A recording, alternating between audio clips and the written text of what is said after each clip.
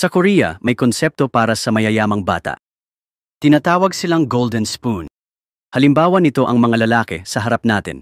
Kahit high school pa lang, may sariling kotse na sila. Hindi lang yan, may mga bodyguard pa ang isang to. Bukod sa mapansin, maraming babaeng estudyante ang naaakit sa kanila, kasama ang babaeng may crossbangs at kakaibang estilo. Chaekyung ang pangalan ng babaeng ito.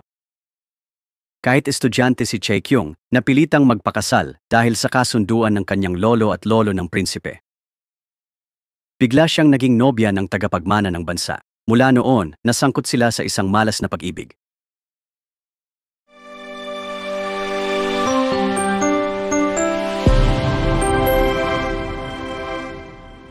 Si Lee Shin ang prinsipe, tagapagmana ng trono. Kahit royal siya, hindi siya nag-aral sa royal school, kundi sa normal na high school. Tuwing pumupunta ang prinsipe sa paaralan, nagkakagulo ang mga estudyante, lalo na ang mga babae. Nagmamadali silang lumabas para makita ang kanilang crush at sumisigaw ng parang baliw. Si Chaekyung lang ang walang pakialam sa prinsipe. Kaiba sa mayamang background ni Lee Shin, ang buong pangalan ni Chaekyung ay Shin Chaekyung. Siya ay isang babaeng nasa 3 taon ng high school. Si Chaekyung ay ipinanganak sa isang karaniwang pamilya. Bukod doon, malalaki rin ang utang ng kanyang mga magulang. Kahit nag-aral si Chaekyung ng disenyo, walang nakakaunawa sa kanyang fashion sense. Lagi siyang may suot na sweatpants sa ilalim ng kanyang uniforme. Bukod dito, may barkada rin si Chaekyung na malapit sa kanya. Ang mga kaibigan ni Chaekyung ay baliw din sa prinsipe. Habang kilig na kilig ang mga kaibigan niya sa gwapo at makisig na prinsipe, isa lang ang layunin niya, maging sikat na fashion designer. Samantala, nanginginig sa takot ang lahat kapag nakakasalubong nila ang prinsipe. Para kay Chaekyung, si Crown Prince Lee Shin ay karaniwang kaklase lang. Habang naghuhugas ng paintbrush, aksidenteng nabangga ni Chaekyung si Lee Shin. Nadumihan ni Chaekyung ang puting sapatos ng Crown Prince. Agad niyang hinubad ang kanyang sapatos. Sinabi ni Lee Shin kay Chaekyung na itapon na ang mga ito. Hindi rin basta-basta si Chaekyung. Tumayo siya at sinigawan si Lee Shin. Sabi niya, walang espesyal sa pagiging Crown Prince. Sa bahay, siya rin ang prinsesa ng kanyang mga magulang. Iginiit ni Chaekyung na hindi siya utusan ni Lee Shin. Pagkatapos niyang magsalita, tumalikod si Lee Shin. Sinabi niya kay Chaekyung na siya lang ang nangahas tumutol sa kanya. Mula ngayon, babantayan ni Lee Shin si Chaekyung. Pagkatapos, dahan-dahan niyang nilapitan si Chaekyung. Unti-unting lumapit ang kanyang mukha sa kanya. Sa sandaling iyon, hindi sinasadyang pumungo si Chaekyung. Akala ng mga kaibigan niya, may mangyayaring cheesy scene. Ngunit, imahinasyon lang pala ito ni Chaekyung. Wala naman siyang lakas ng loob na kalabanin ang magiging pinuno ng bansa. Sa oras ng tanghalian, habang naglalakad sa paaralan, di sinasadyang narinig ni Chaekyung ang usapan ni Lee Shin at kaklase.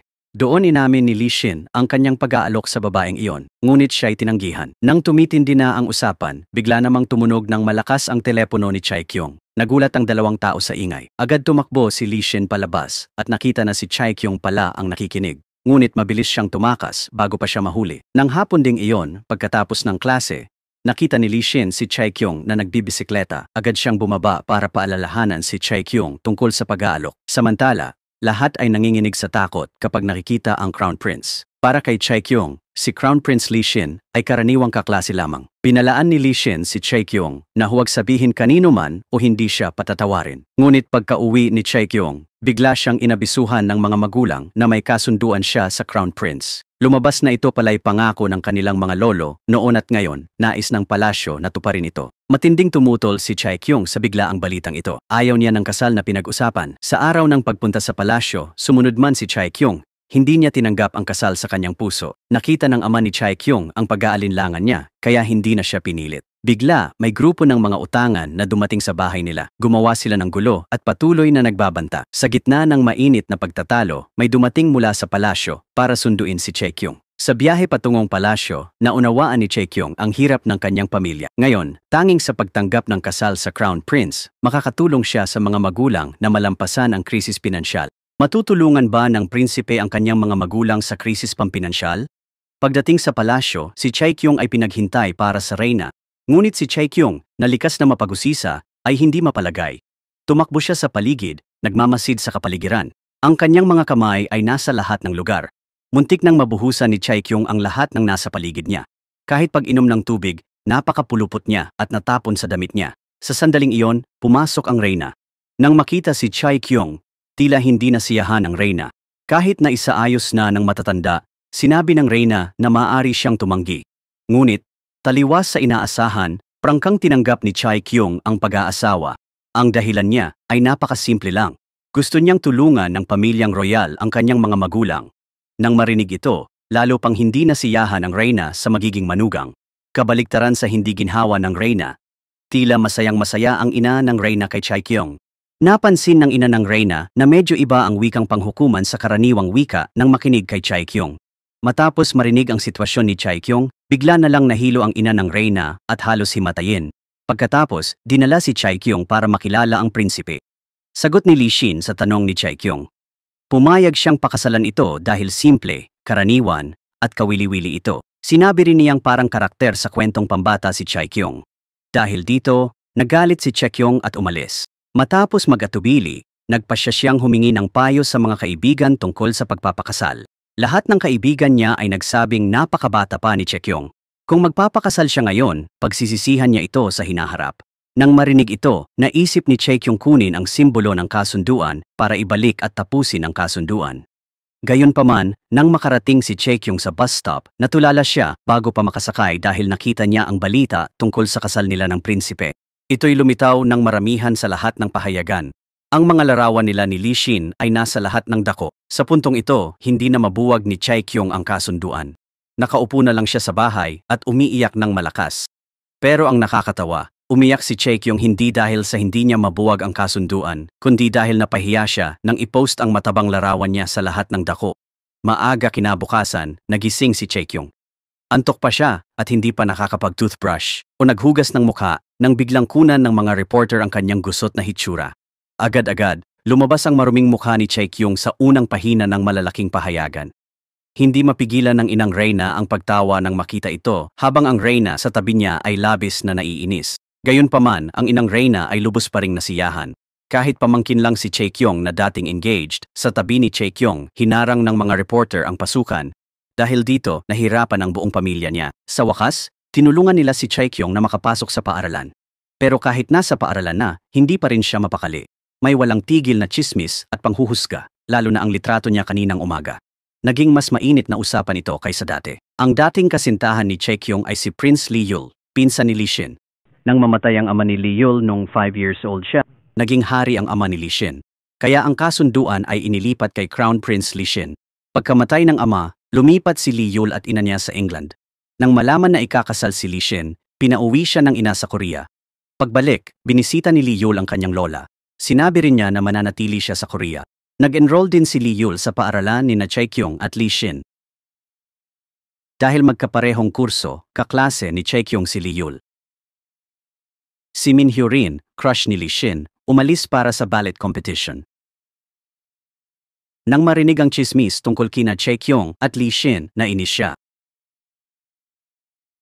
Samantala, may mga pagdududa si Chai Kyung sa kanyang puso. Bakit siya ang pakakasalan ni Li Xin kung may iba itong mahal? Ngunit nasaktan si Chai Kyung sa sagot ni Li Xin. Sabi ni Li Xin, ayaw niyang itali ang babaeng mahal niya. Ayaw ni Li Xin na ikahon si Min Hyo rin sa relasyon. Sinabi pa ni Li Xin na hubarin ni Chai Kyung ang gym pants niya. Para sa kanya, hindi bagay ito sa isang prinsipe. Pagkasabi nito, umalis si Li Xin. Iniwan niya si Chai Kyung na nalilito. Dumating ang araw ng pagpasok ni Chai Kyung sa palasyo. Tuturuan siya ng maharlikang asal. Nagsuot si Chai Kyung ng marangyang kasuotan. Bigla, naging ibang tao na si Chai Kyung. Lumabas siya ng gate, handa nang umalis. Sa labas, maraming reporter ang kumuha ng litrato. Walang tigil ang pagkislap ng flash. Pumila ang mga tao sa magkabilang daan. Nagwagayway sila ng bandila at bulaklak. Maya-maya, dinala si Chai Kyung sa palasyo. Sa gitna ng tambak ng libro, nagbasa siya. Patuloy siyang nagbasa hanggang dumating ang reyna. Nakita niya ang manugang natulog, umiling siya. Nakita ito ng katulong sa palasyo at patuloy na tinawag si Chai Kyung, ngunit hindi pa rin siya nagising. Nag-aalala sa hinaharap, inutusan ng reyna ang mga katulong na turuan si Chai Kyung ng mabuti para maiwasan ang mga pagkakamali. Pero nakakainip ang pag-aaral, kaya nagpasya si Chai Kyung na tumakas para maglaro. Kaya't napagalitan ang mga katulong na sumunod sa kanya. Nagreklamo ang reyna sa reyna madre, tapos sa emperador. Noong una, Hindi niya gusto si Chaekyong, kaya't lalo siyang nainis nang makitang magulo at tanga si Chaekyong. Gayunpaman, matapos ang maikling panahon, natapos ang crash course. Sa araw ng pagsusulit, kinabahan ng todo ang dalawang katulong ni Chaekyong. Dahil kung bumagsak si Chaekyong, mabibigat din ang parusa sa kanila. Sa gitna ng kagipitan, ginamit ni Chaekyong ang husay niya sa pagkopya para makalusot. May sulat sa braso, si Chaekyong ay sumulat ng tuloy-tuloy habang binibigkas ang mga tala. Sa ibang eksena, sabik na naghahanda ang mga kaibigan ni Chaekyong sa labas para salubungin ang prinsesa habang siya'y namimiss din sila sa loob ng palasyo. Habang masigasig na nag-aaral si Chaekyong, biglang dumating ang prinsipe para aliwin siya. Sinabi niyang kailangan lang ni Chaekyong na manatili sa tabi niya ng ilang taon. Pagkalaki ni Lee Shin, hihiwalayan niya ito at ibabalik ang kalayaan nito. Kasabay nito, dinala ni Lee Shin ang malaking supot ng candy, regalo ni Prinsipe Lee Yul. Nangako rin si Lee Shin na buwanang papayagan si Chaekyong na bisitahin ang kanyang mga magulang. Sa wakas, dumating na ang araw ng kasal. Inimbitahan ang mga magulang ni Chaekyong sa palasyo para sa seremonya. Sa labas ng palasyo, mas masigla ang kapaligiran kaysa dati. Nagsisiksikan ang mga tao sa kalsada para sa espesyal na kasalan. Punong-puno ng tao ang mga lansangan, may mga bandila at banderitas na nakasabit sa lahat ng sulok. Nagdagsaan ang lahat sa kalsada para saksihan ang seremonya. Ang seremonya ay live na ipinapalabas sa lahat ng balita. Lokal at dayuhang reporter ay sabay-sabay na nag-ulat tungkol dito. Ang royal wedding ay naging sentro ng atensyon sa buong mundo. Sa palasyo bago ang kasal, tinuruan ng magulang ang nobya ng mahahalagang bagay. Pagkatapos, lumabas ang prinsipe at prinsesa para magparada at batiin ang mga tao. Saan man sila pumunta, may mga hiyawan at pagbati na lumikha ng masayang atmosfera. Samantala, sa bahay ni Chaekyong, walang tigil ang tawag para bumati.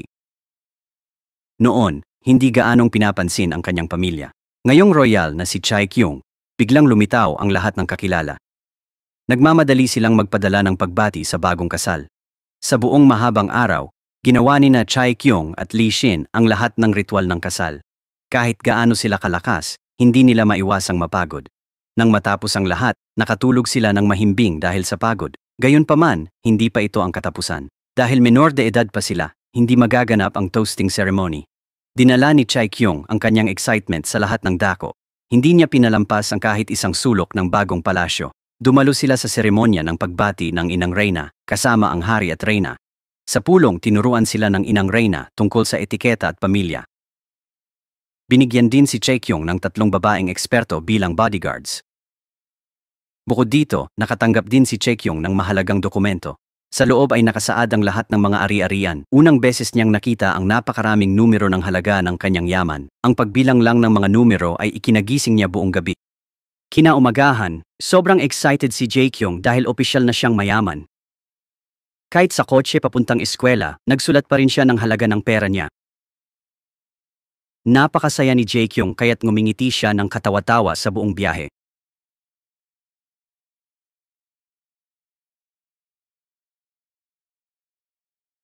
Pagpasok ng kotse sa paaralan, agad nagkagulo ang mga estudyante sa pagdating ng prinsipe. Pagbukas ng pinto ng kotse, dumagsa ang mga tao. Nagpalitan sila ng pagkuha ng mga litrato at video. Ngayon, hindi lang ang prinsipe kundi pati ang prinsesa ang sentro ng atensyon. Dito, ibinalik ni Prince Lee Yul kay Chaekyong ang kanyang sweatpants. Hindi niya alam na siya pala ang ipinangako sa kanya. Nakita niyang bagong lipat lang ito kaya masayang tinanggap siya ni Chaekyong. Wala siyang kaalam-alam sa tunay na pagkatao ni Lee Yul. Pagpasok niya sa silid-aralan, nagulat si Chaekyong nang mapansin na sadyang hindi siya pinapansin ng 3 matalik niyang kaibigan dahil sa araw ng kasal, hindi rin niya sila pinansin. Sinubukan ni Chaekyong ang lahat ng paraan para mapasaya ang kanyang mga kaibigan. Umasa siyang makakasama sila muli, ngunit lahat ay nabigo. Sa huli, kinailangan ni Chaekyong na makipag-usap kay Lee Yul. Sinabi niyang sinusubukan pa niyang unawain ang damdamin ng kaibigan dahil mahirap tanggapin kapag biglang naging prinsesa ang malapit na kaibigan. Pagkatapos noon, naging maayos ang usapan ng dalawa.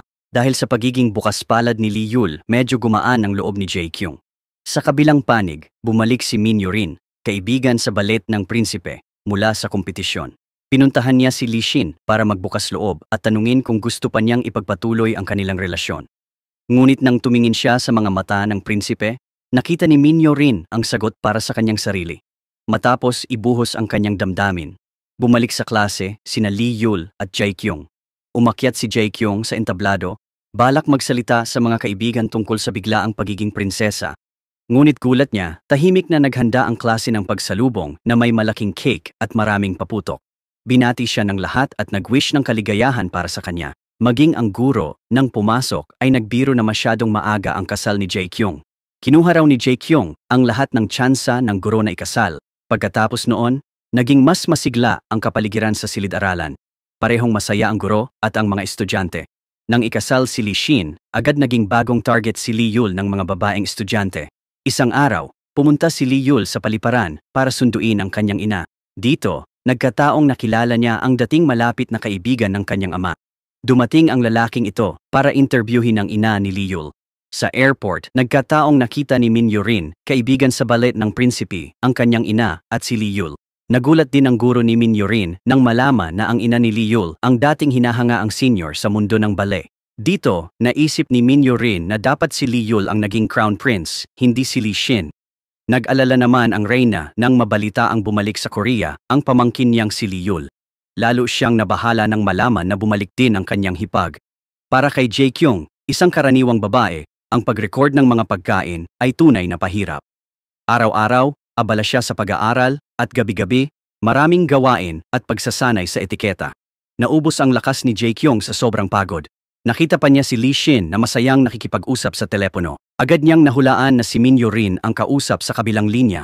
Lalo itong nagpagalit kay Jae-kyung. Habang kumakain sila, muling tumunog ang telepono ni Lee Shin. Gaya ng inaasahan, si Min Yorin nga ang tumawag. Hinintay ni Jae-kyung na matapos si Lee Shin bago mahinahong sinabi na malayang makipag-usap. Ngunit tila narinig na niya ang sobra. Napansin lang ni Lee Shin ang bigas sa mukha ni Jae-kyung. Galit na pinuna ni Jae-kyung si Lee Shin. Inisip niyang ginagamit lang nito ang kasal para sa sariling layunin. Nang marinig iyon, hindi sumuko si Lee Shin. Malamig niyang sinabi na pumayag din ito dahil sa pera ng pamilya. Ang mga salitang iyon ay nagpagalit at nagpaiyak kay Jae-kyung. Sinigawan ni Jae-kyung si Lee Shin at tumakbo pabalik sa kwarto. Naiwan si Lee Shin, naguguluhan sa nangyari. Galit na lumabas si Jae-kyung at nakasalubong si Lee Yul. Noon, papunta siya para makipagkita sa reyna ina. Agad silang masaya at komportableng nag-usap. Sa gitna ng mainit na usapan, biglang tumawag si Lee Shin. Pinabalik niya si Choi-kyung sa kanyang silid. Pagkabalik, tinukso ni Lee Shin si Choi-kyung. Sinabi niya na pwedeng umuwi at anyayahan ang magulang sa palasyo. Sinabi rin ni Lee Shin na imbitahin ang mga kaibigan para kumain. Pagkatapos ng klase, tinulungan siya ng mga kaibigan na mag-disguise para lang matikman ni Choi-kyung ang street food. Pero sa huli, naiwan mag-isa si Choi-kyung. Kaya kailangan niyang bumalik sa palasyo ng mag-isa. Ang reynang ina ay laging nagmamasid sa kanyang manugang. Hindi niya nakalimutang bigyan ng maraming tagubilin si Choi-kyung. Ang magulang ni Choi-kyung ay nakilala ang pamilyang imperial. Matapos makipag-usap sandali, dinala ang mga magulang ni Choi-kyung sa kanyang tirahan para bumisita. Subalit, sa oras na iyon, hindi pa natapos ni Choi-kyung ang kanyang aralin. Dahil sa mahigpit na patakaran ng reyna, hindi naging maluwag ang mga katulong sa palasyo kay Choi-kyung. Nang matapos ni Choi-kyung ang gawain, bumalik siya sa palasyo at nalaman na umalis na ang kanyang mga magulang. Bigo at galit, umiyak si Choi-kyung at sinisi si Lee Shin dahil hindi pinigilan ang kanyang mga magulang. Ngunit mali pala ang pagsisi niya kay Lee Shin dahil kahit siya ay hindi alam na umalis na ang mga ito. Nang gabing iyon, habang magkatabi sila sa sala, napansin ni Choi-kyung na nakasalamin ng tenga si Lee Shin. Nagpasya siyang ipagtapat ang kanyang tunay na nararamdaman. Sinabi ni Choi-kyung na alam niyang mahal pa rin nito si Min Yorin. Alam din niya na pagkatapos ng diborsyo, tiyak na pakakasalan niya si Min Yorin. Sa pag-iisip nito, hindi maiwasan ni Choi-kyung na malungkot at masaktan. Sa sandaling ito, biglang tumayo ang Crown Prince at umalis. Dahil sa curiosity, tumakbo si Choi-kyung para tingnan ang pinapakinggan niya. Hindi inaasahan, walang disc sa loob ng player. Ibig sabihin, narinig na ni Lee Shin ang lahat ng sinabi niya. Nahiya si Choi-kyung at hindi alam kung saan itatago ang mukha.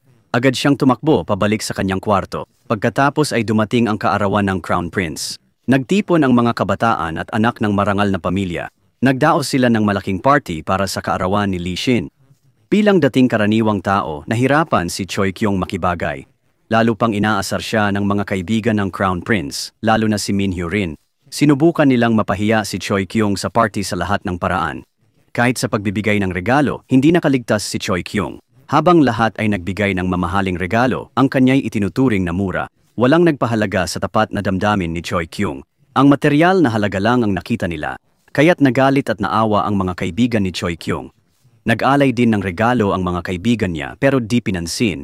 Inayos pa ng mga mapagkunwari ang upuan para ilayo siya. Si Min Hyo-rin ang pinaupo malapit sa Crown Prince. Umalis sina Choi Kyung at 3 kaibigan sa lawa. Inalo nila si Choi Kyung sa nangyari sa handaan. Nabanggit ni Choi Kyung na si Min Hyo-rin ang tunay na mahal. Biglang dumating si Lee Il para makisali sa usapan.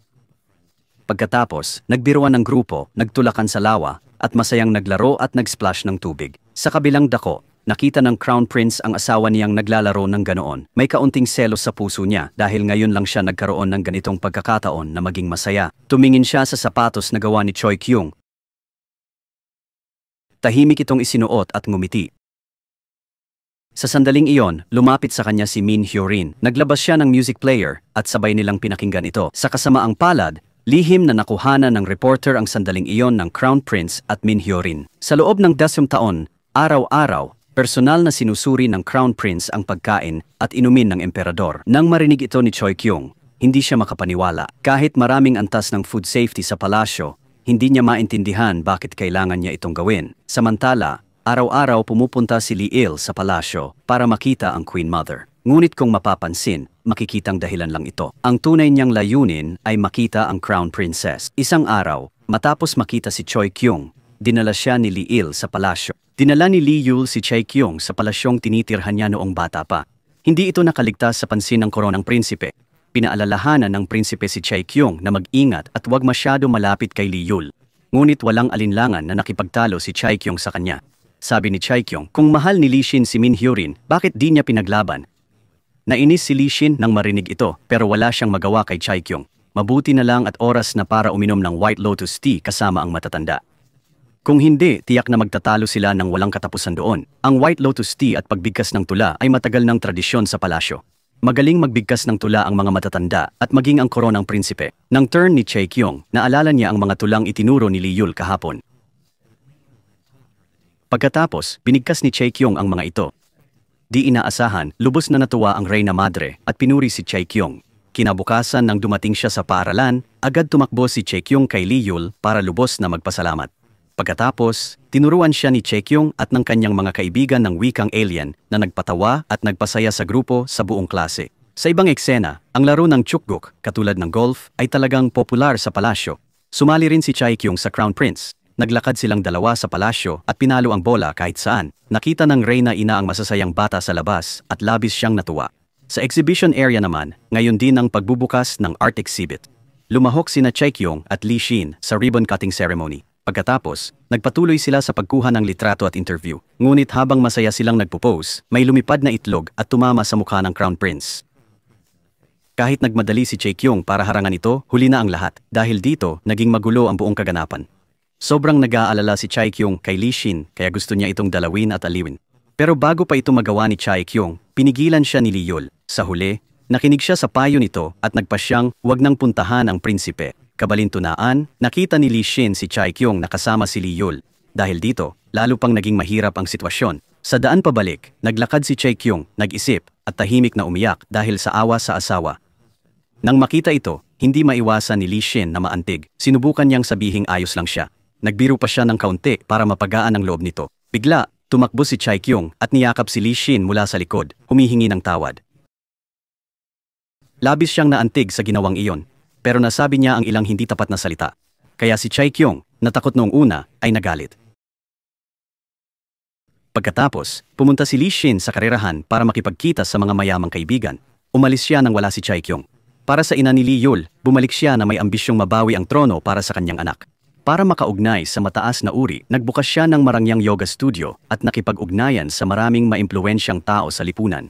Dito, nagkataong muling nakilala ng ina ni Lee Yul si Min Hyo-rin. Napansin nilang magkatulad ang kanilang sitwasyon kaya't mabilis silang nagkaunawaan sa usapan.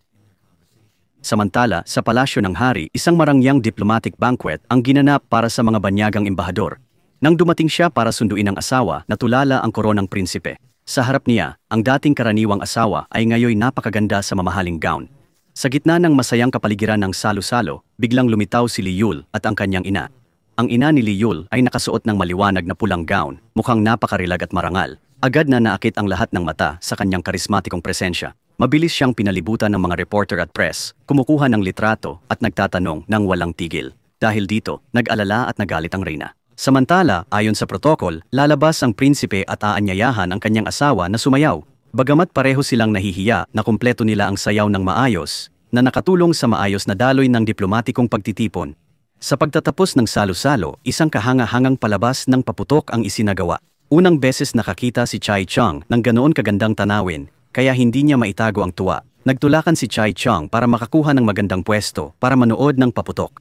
Muntik na niyang maitulak ang hari. Ang pagiging palabiro ni Chai Kyung ay nag-iwan sa lahat ng walang masabi. Abala si Chai Kyung sa pagtakbo kaya hindi niya napansin na nahulog ang sapatos niya. Sa gitna ng mga nagulat na tingin, tahimik na lumapit ang prinsipe para kunin ang sapatos. Pagkatapos ay yumuko siya para isuot ang sapatos kay Chai Kyung.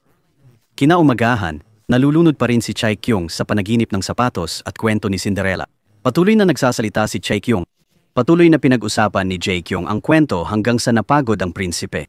Sa huli, ipinaalala niya na tapos na ang party at mas mabuting magising na siya.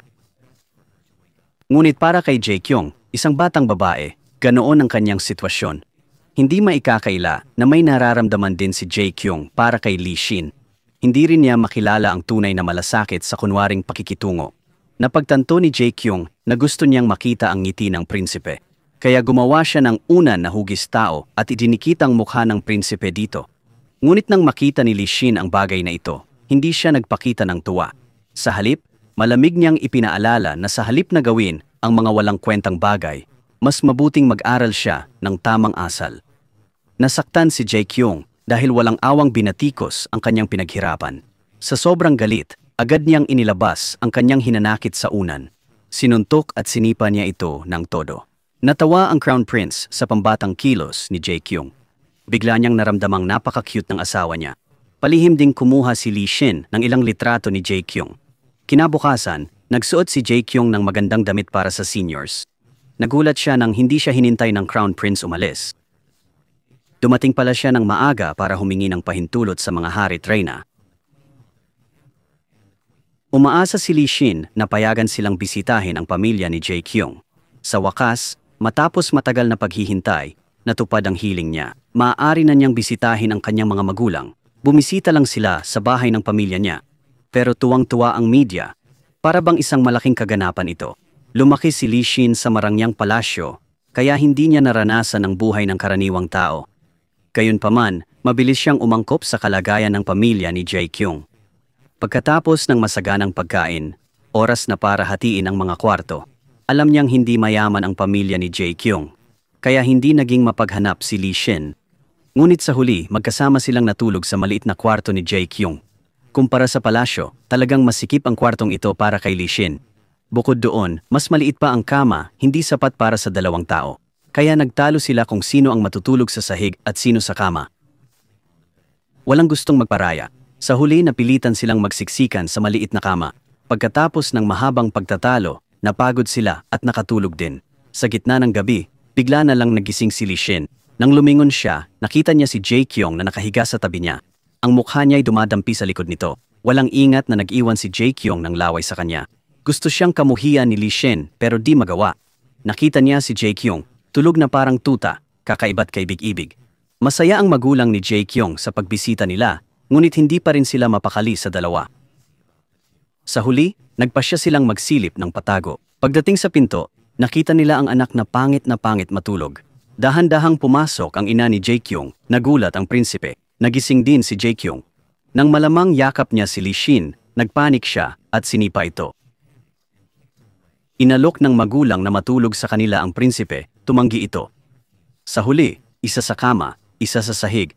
Matapos ang ilang pagpihit, nakatulog din ang dalawa. Kinaumagahan, natuwa si Lee Shin nang makitang naghahanda ng almusal ang mga magulang ni Jae Kyung. Hindi nagtagal, pumunta ang mag-asawa sa hardin para mamili ng gulay na kakainin. Para kay Li Xin, napakalalim ng kaalamang natutunan niya sa palasyo. Ngunit nang bumalik siya rito, naging bago at kakaiba ang lahat. Ito ang unang beses na naranasan ng prinsipe ang ganitong simpleng karanasan. Pagkatapos, nagtipon ng pamilya para mag-almusal sa mainit at masayang kapaligiran. Dahil magkasama silang natulog, buong araw na nag-daydream si Jae-kyung sa paaralan. Bigla niyang napansin na nabighani pala siya sa likod ni Li Xin nang hindi namamalayan.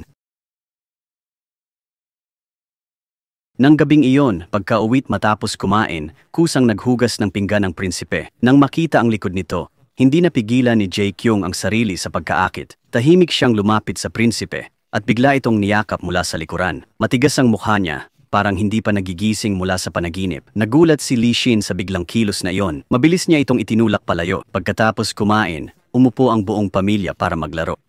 Para kay Li Xin, ang masayang atmosfera ng pamilya ay bagong karanasan. Dahil mula pagkabata, hindi pa siya nakaranas ng ganitong masayang sandali. Kahit siya'y prinsipe, talo siya sa magulang at kapatid ni Choi-kyung sa laro. At ang parusa sa natalo ay sampal. Kawawa si Choi-kyung, ordinaryo lang siya kaya walang awa siyang sinampal. Sa kabilang banda, si Li Xin ay labis na pinaluwag. Kahit nakatatanda, hindi malakas na sinampal ng mga magulang si Li Xin. Nakita ni Choi-kyung ang hindi pantay na pagtrato at hindi siya nasiyahan. Sumigaw siya at nagreklamo dahil sa hindi makatarungang sitwasyon. Pagkatapos ng 3 araw sa bahay ni Choi-kyung, nasanay na silang magkasama.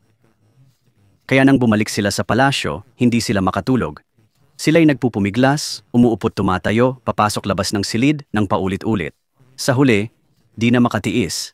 Binuksan ni na Choi-kyung at Li Xin ang pinto, lumabas sa sala, umupot nag-usap. Maya-maya biglang nagsalita si Li Xin. Inaasar ni Li Xin si Choi-kyung na kung gusto niyang hawakan ang likod niya, sabihin na lang, wag lihim. Kaya wag ataking bigla. Nang marinig yon, yayakapin sana siya ni Choi-kyung nang biglang may umagaw paulit-ulit. Minsan, 2 beses hanggang sa bago pa man mahawakan si Li Xin, mabilis itong umiwas. Kinabukasan, umupo si Li Xin at ikinuwento ang mga nangyari sa pamilya ni Choi-kyung. Nang marinig ang simpleng buhay sa bahay ni Choi-kyung, di may pagkaila ng reyna ina ang tuwa. Patuloy siyang nagtatanong. Sa gitna ng masayang usapan, di sinasadyang tinawag ng prinsipe ang reyna na ina. Agad namang pinagalitan ng matindi si Li Xin ng reyna. Hindi siya pinayagan ng reyna na madaig ng mumunting damdamin ang kanyang tungkulin. Labis na nainis si Li Xin sa mga salitang iyon.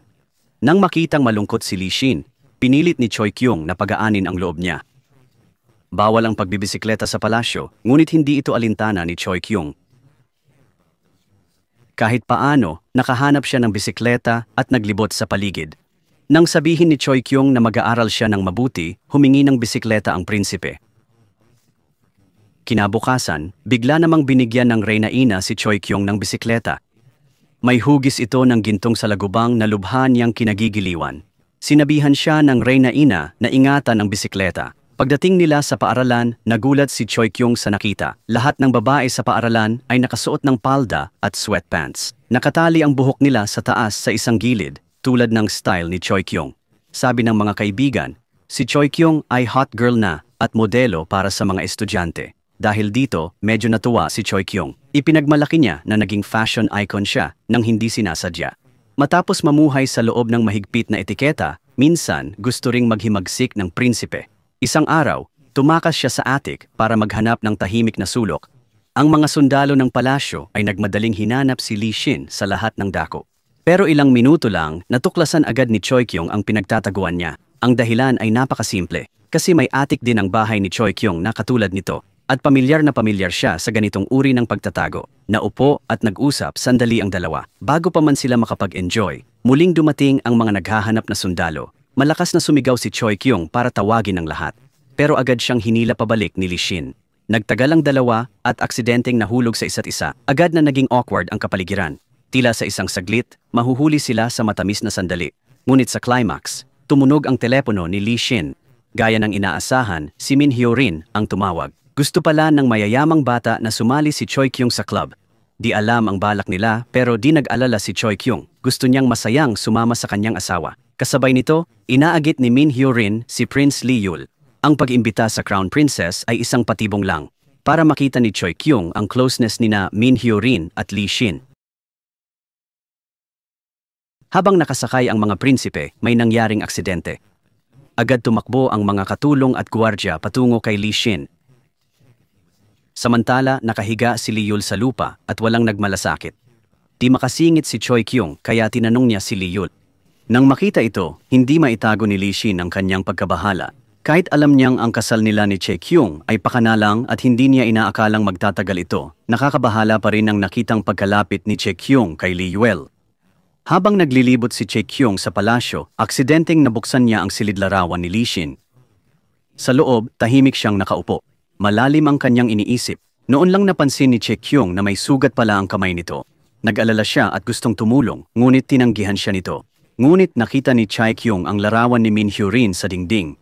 Bago pa siya makasilip, pinagalitan siya ng asawa at pinaalis. Wala siyang nagawa kundi lumabas agad ng silid.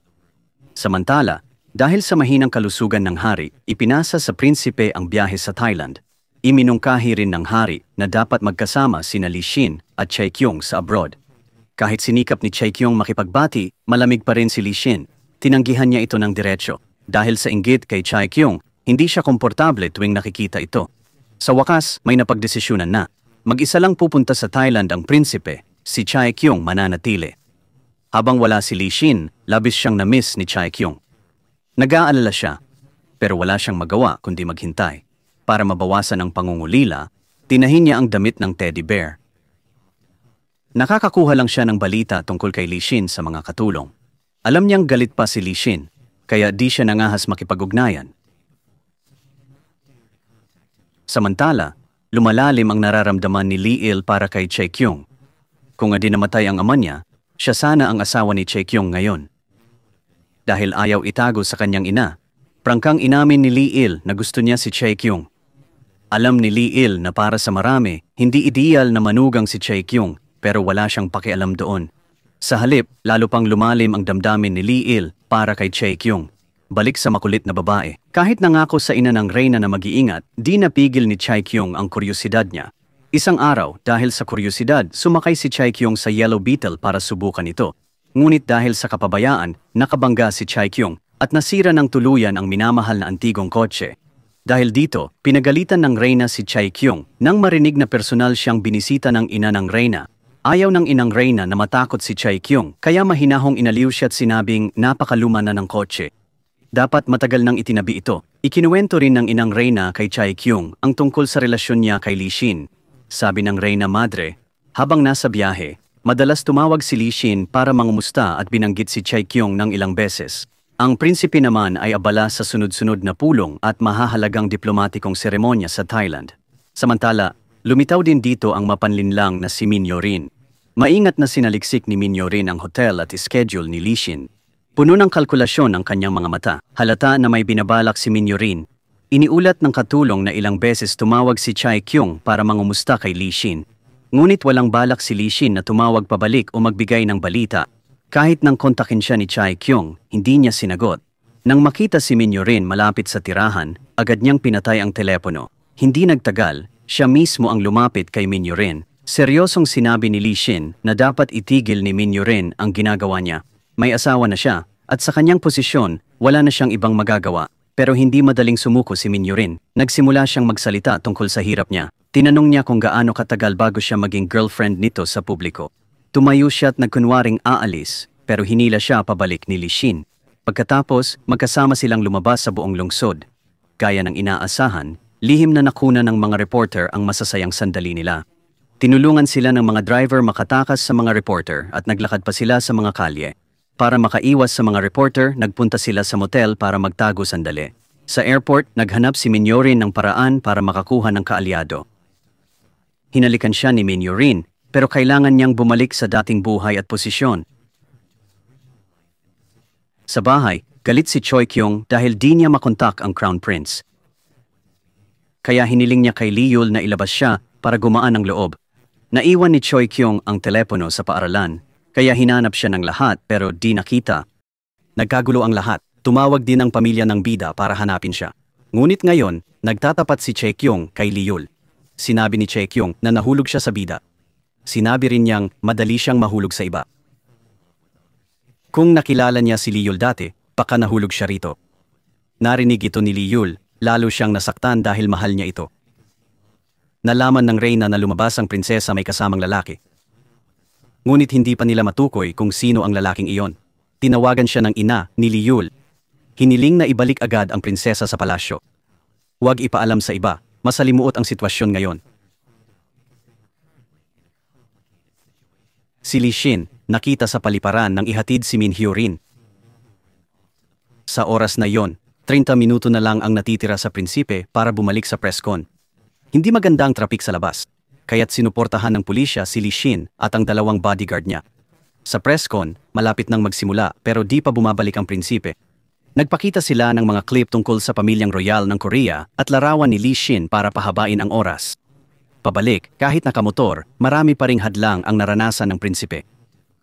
May grupo ng elepante na tumatawid sa daan, kaya lahat ay kailangang magbigay daan. Sa huli, napilitan si Li Xin na iwan ang motor at sumakay sa bangka sa ilog. Pagkatapos ng mahirap na biyahe, nakabalik siya sa oras para sa press con. Maayos na natapos ang press conference. Ang imahe ng prinsipe na may Thai flower bouquet ay nakatanggap ng pagmamahal at suporta ng publiko. Kay Choi Kyung naman, nang ibalik ni Li Yul sa palasyo, agad siyang sinisi ng reyna sa paglabas ng walang pahintulot. Hindi tumigil doon ang reyna at pinagalitan din si Li Yul. Sa huli, iniutos ng reyna na parusahan ang prinsesa ng korona. Mula ngayon, bawal nang lumabas si Choi Kyung nang walang pahintulot ng reyna. Nakita ito ni Li Yul at labis siyang naawa kay Choi Kyung. Pabalik sa kanyang ina, sinabi ni Li Yul na gawing emperador siya dahil di niya kaya makitang pinahihirapan ang kanyang mahal.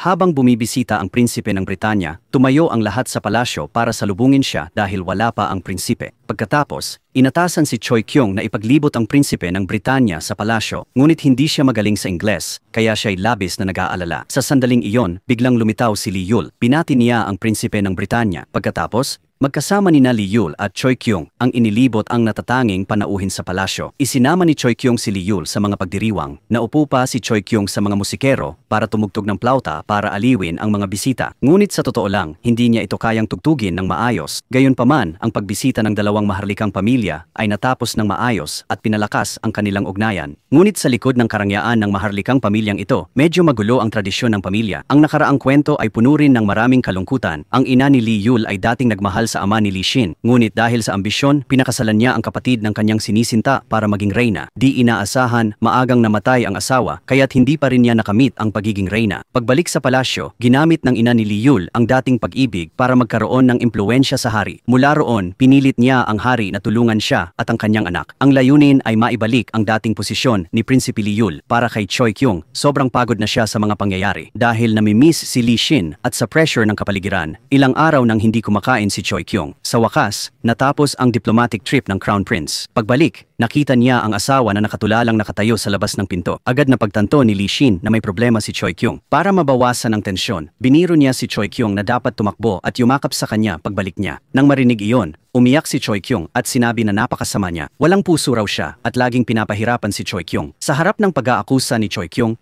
hindi na napigilan ni Li Xin na yakapin siya. Mahinahon niyang ipinangako na sa susunod, sabay silang pupunta. Mula pagkabata, tinuruan si Li Xin na kontrolin ang kanyang emosyon. Hindi siya basta-basta makapagpahayag ng nararamdaman. Kahit gusto niya, bihira niyang sabihin ang nasa isip niya. Pero nang makita ang teddy bear na dinamitan ni Choi Kyung, hindi niya napigil ang ngiti. Gusto ni Li Xin magbigay ng regalo kay Choi Kyung, pero nahihiya siyang ibigay ng direkta. Nagtatago siya para bang may ginagawang lihim. Malinaw naman na wala siyang masamang balak. Kitang-kita ang tuwa niya, pero nang pasalamatan siya ni Choi Kyung, bigla na lang tumalikod si Li Xin. Itinanggi niyang bumili ng regalo at sinabing inayos lang ito ng isang katulong. Pero kahit anong tanggi ni Li Xin, naramdaman pa rin ni Choi Kyung ang init ng kanyang damdamin. Nang bumalik ang ate ni Li Xin mula sa charity trip, lahat ng tao sa palasyo, pati na ang prinsipe, ay pumalibot sa kanya. Binigay nila ang lahat ng atensyon sa prinsesa. Si Choi Kyung naman ay tila napabayaan ng lahat. Dahil dito, labis siyang nainis at nalungkot, parang wala nang pumapansin sa kanya. Samantala, patuloy ang pakikipagkita ng ina ni Li Il sa mga dating kakilala. Pinag-usapan nila ang plano para maibalik ang trono sa kanyang anak. Binigay ng intelligence officer ang mga larawan mula Thailand, kasama ang mga litrato ng prinsipe at Min Hyorin. May mga litrato pa nga silang naghahalikan. Nang gabing iyon, malamig ang panahon. Hindi na kayanan ni Choi Kyung ang lamig sa silid, kaya tumakbo siya sa kwarto ng prinsipe. Sa totoo lang, Gusto lang niya ng dahilan para kausapin ito. Pagkatapos payagan ni Li Xin, agad siyang umakyat sa kama para mainitan. Bigla siyang nagtaka kung si Li Il ba ang dapat niyang pakasalan. Mahinahong kinumpirma ni Li Xin na totoo nga ito. Pagkatapos ay nagbiro siya ng kaunti. Sabi niya, kung nagsisisi si Che Kyung, may pagkakataon pang magbago. Ngunit nang lumingon si Li Xin, mahimbing nang nakatulog si Che Kyung. Napabuntong hininga si Li Xin at dahan-dahang tinakpan siya ng kumot. Ngunit bigla namang pumasok ang reyna, may hawak na dyaryo. Galit na galit ang mukha ng reyna. Nakita ang dalawa sa iisang kama, malamig siyang nagsalita ng masama. Gayunpaman, agad tumutol ang prinsipe na ito'y kanilang pribadong silid. Bakit pumasok ang reyna ng walang abiso? Ang dahilan pala ng galit ng reyna ay ang artikulo sa Thai Magazine. Kumalat ang larawan ng Crown Prince at Min Hyo-rin na magkasama. Hiningi ng reyna ang paliwanag sa anak, saka umalis. Agad ding bumalik si Che Kyung sa kanyang kwarto. Ngunit nang makita ang artikulo't larawan ni Li Xin at Min Hyo-rin, hindi na siya kumalma. Umarap si Che Kyung para tanungin si Li Xin. Umasa si Che Kyung sa paliwanag, pero malamig na sinabi ni Li Xin na di siya obligadong magpaliwanag. Pinayuhan din siyang huwag maging usyoso, baka makaapekto sa kanyang kalusugan. Nang marinig ito, galit na galit si Che Kyung at nanginig ang katawan. Matatag niyang sinagot na di niya kailangang mag-alala sa kanya. Hindi rin nagpatalo si Li Xin at tinanong bakit di siya kumakain o natutulog, kaya pumayat. Sa puntong ito, hindi na nakatiis si Che Kyung. Napaluha siya at ibinuhos ang lahat ng kanyang nararamdaman. Dahil sobrang miss niya si Li Xin, kaya di siya makakain o makatulog. Pagkasabi nun, tumakbo si Che Kyung pabalik sa kwarto, naiwan si Li Xin, gulat na gulat. Tungkol sa pagkikita sa Thailand, hindi ito masyadong inisip ni Che Kyung. Pero inamin ni Min Hyo-rin na hindi iyon nagkataon lang. Sinadya niyang pumunta sa Thailand para makilala ang Crown Prince. Sinabi rin ni Min Hyo-rin na di niya kailangan maging Crown Princess. Gusto lang niya ang puso ni Crown Prince Li Xin. Dahil di kumain o natulog ng matagal, nahimatay si Che Kyung bago matapos ang kwento. Agad lumapit si Li Xin at binuhat siya pabalik sa kanyang kwarto. Pagkatapos, pinuntahan ni Li Yul si Che Kyung. Nakitang mahina pa siya, kaya inilabas niya ito sa balkonahe para makahangin. Nang makitang mababa ang diwa ni Che Kyung, naawa si Li Yul sa kanya. Mahinang sinabi niya na huwag magkasakit. Nakita siyang ganito, nalungkot din siya ng husto. Samantala, pumasok si Li Xin sa kwarto, pero di nakita si Che Kyung. Paglabas sa balkonahe, nakita agad siya na nakikipag-usap kay Li Yul. Medyo hindi siya komportable. Lumapit si Li Xin at malamig na sinisi si Che Kyung sa pagkakasakit at pagupo sa labas. Tumalikod si Che Kyung at nagreklamo na may sakit siya dahil sa kanya. Nang marinig yon, hinila lang siya ni Li Xin papasok at isinara ang pinto. Para mang-asar, nagkomento si Li Xin tungkol sa timbang ni Che Kyung. Sinabi niyang kailangan niyang magbawas ng timbang. Pagkatapos, nakatayo ang dalawang lalaki ng magkaharap, mas tense ang atmosfera. Binalaan ni Li Xin si Li Yul na huwag masyadong pakialaman ang kanyang asawa. Sa labas, nag-alala ang mga magulang ni Che Kyung nang mabalita ang nahimatay siya. Alam din ng Reyna Ina ang nangyari. Tinawag ang dalawa sa palasyo para bisitahin ang manugang. Nag-aalala ang inang Reyna na di kumakain si Che Kyung kaya sinabi sa kanila na dalhin ang paboritong pagkain nito. Gusto ng magulang ni Che Kyung na humingi ng pahintulot sa prinsipe na umuwi ang anak nila ng ilang araw. Ngunit agad itong tinanggihan ni Li Xin. Sinabi niyang kahit pinayagan ng inang Reyna, siya ang asawa ni Che Kyung at ito'y kanilang usapin. Ayaw ni Li Xin na makialam ang matatanda. Nag-aalala ang prinsipe na kung umalis si Che Kyung sa palasyo, baka hindi na ito bumalik sa kanya. Sa huli, sinabi ni Li Xin na gusto niyang bigyan si Che Kyung ng normal na buhay, pero maghintay lang ng 2 to 3 years. Noon, iiwan ni Li Xin ang pagiging prinsipe at magagawa ni Che Kyung ang gusto niya. Pagkatapos, umupo si Li Xin para talakayin ang mga bagay palasyo sa hari. Gusto niyang makilala ng mga nakatatanda at ng mga tao. Nais ng Crown Prince na maging mas mature. Seryoso siyang naghanda sa planong umalis sa trono. Ayaw ng Crown Prince na makita siyang pabigla-bigla at hindi mature. Samantala, masusing nakikinig ang inang Reyna sa prinsesa tungkol sa charity trip. Tiningnan ng inang Reyna ang mga larawan sa mundo at humanga sa kanyang apo. Mula pagkabata, laging nasa palasyo ang inang Reyna kaya't hindi nakapaglakbay. Para sa kanya, bago at kawili-wili ang mga kwento ng kanyang apo. Nang marinig ng Reyna na may suporta ang ina ni Li Yeol, nag-alala siya. Nang makaharap ang hipag, hindi nag-atubiling humamon ng Reyna.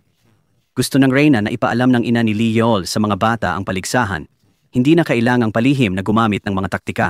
Agad-agad, pinuntahan ng ina ni Li Yeol ang reyna ina at isinumbong ang lahat ng chismis tungkol kay Li Xin. Maya-maya, tumakbo ang alipin para ibalita sa prinsipe na galit ang kanyang lola sa insidente niya sa Thailand. Sa oras ding iyon, muling tumawag si Min Yeol-rin. Kahit pinigilan ng alipin, nagpasya pa rin si Li Xin na lumabas para makipagkita sa kanya. Nagkita ang dalawa sa isang tindahan ng libro. Dito, tapat na sinabi ni Li Xin ang nasa isip niya. Pagkatapos, matatag na sinabi ni Li Xin na hindi na sila magkikita muli. Ngunit, matigas pa rin ang ulo ni Min Yeol-rin.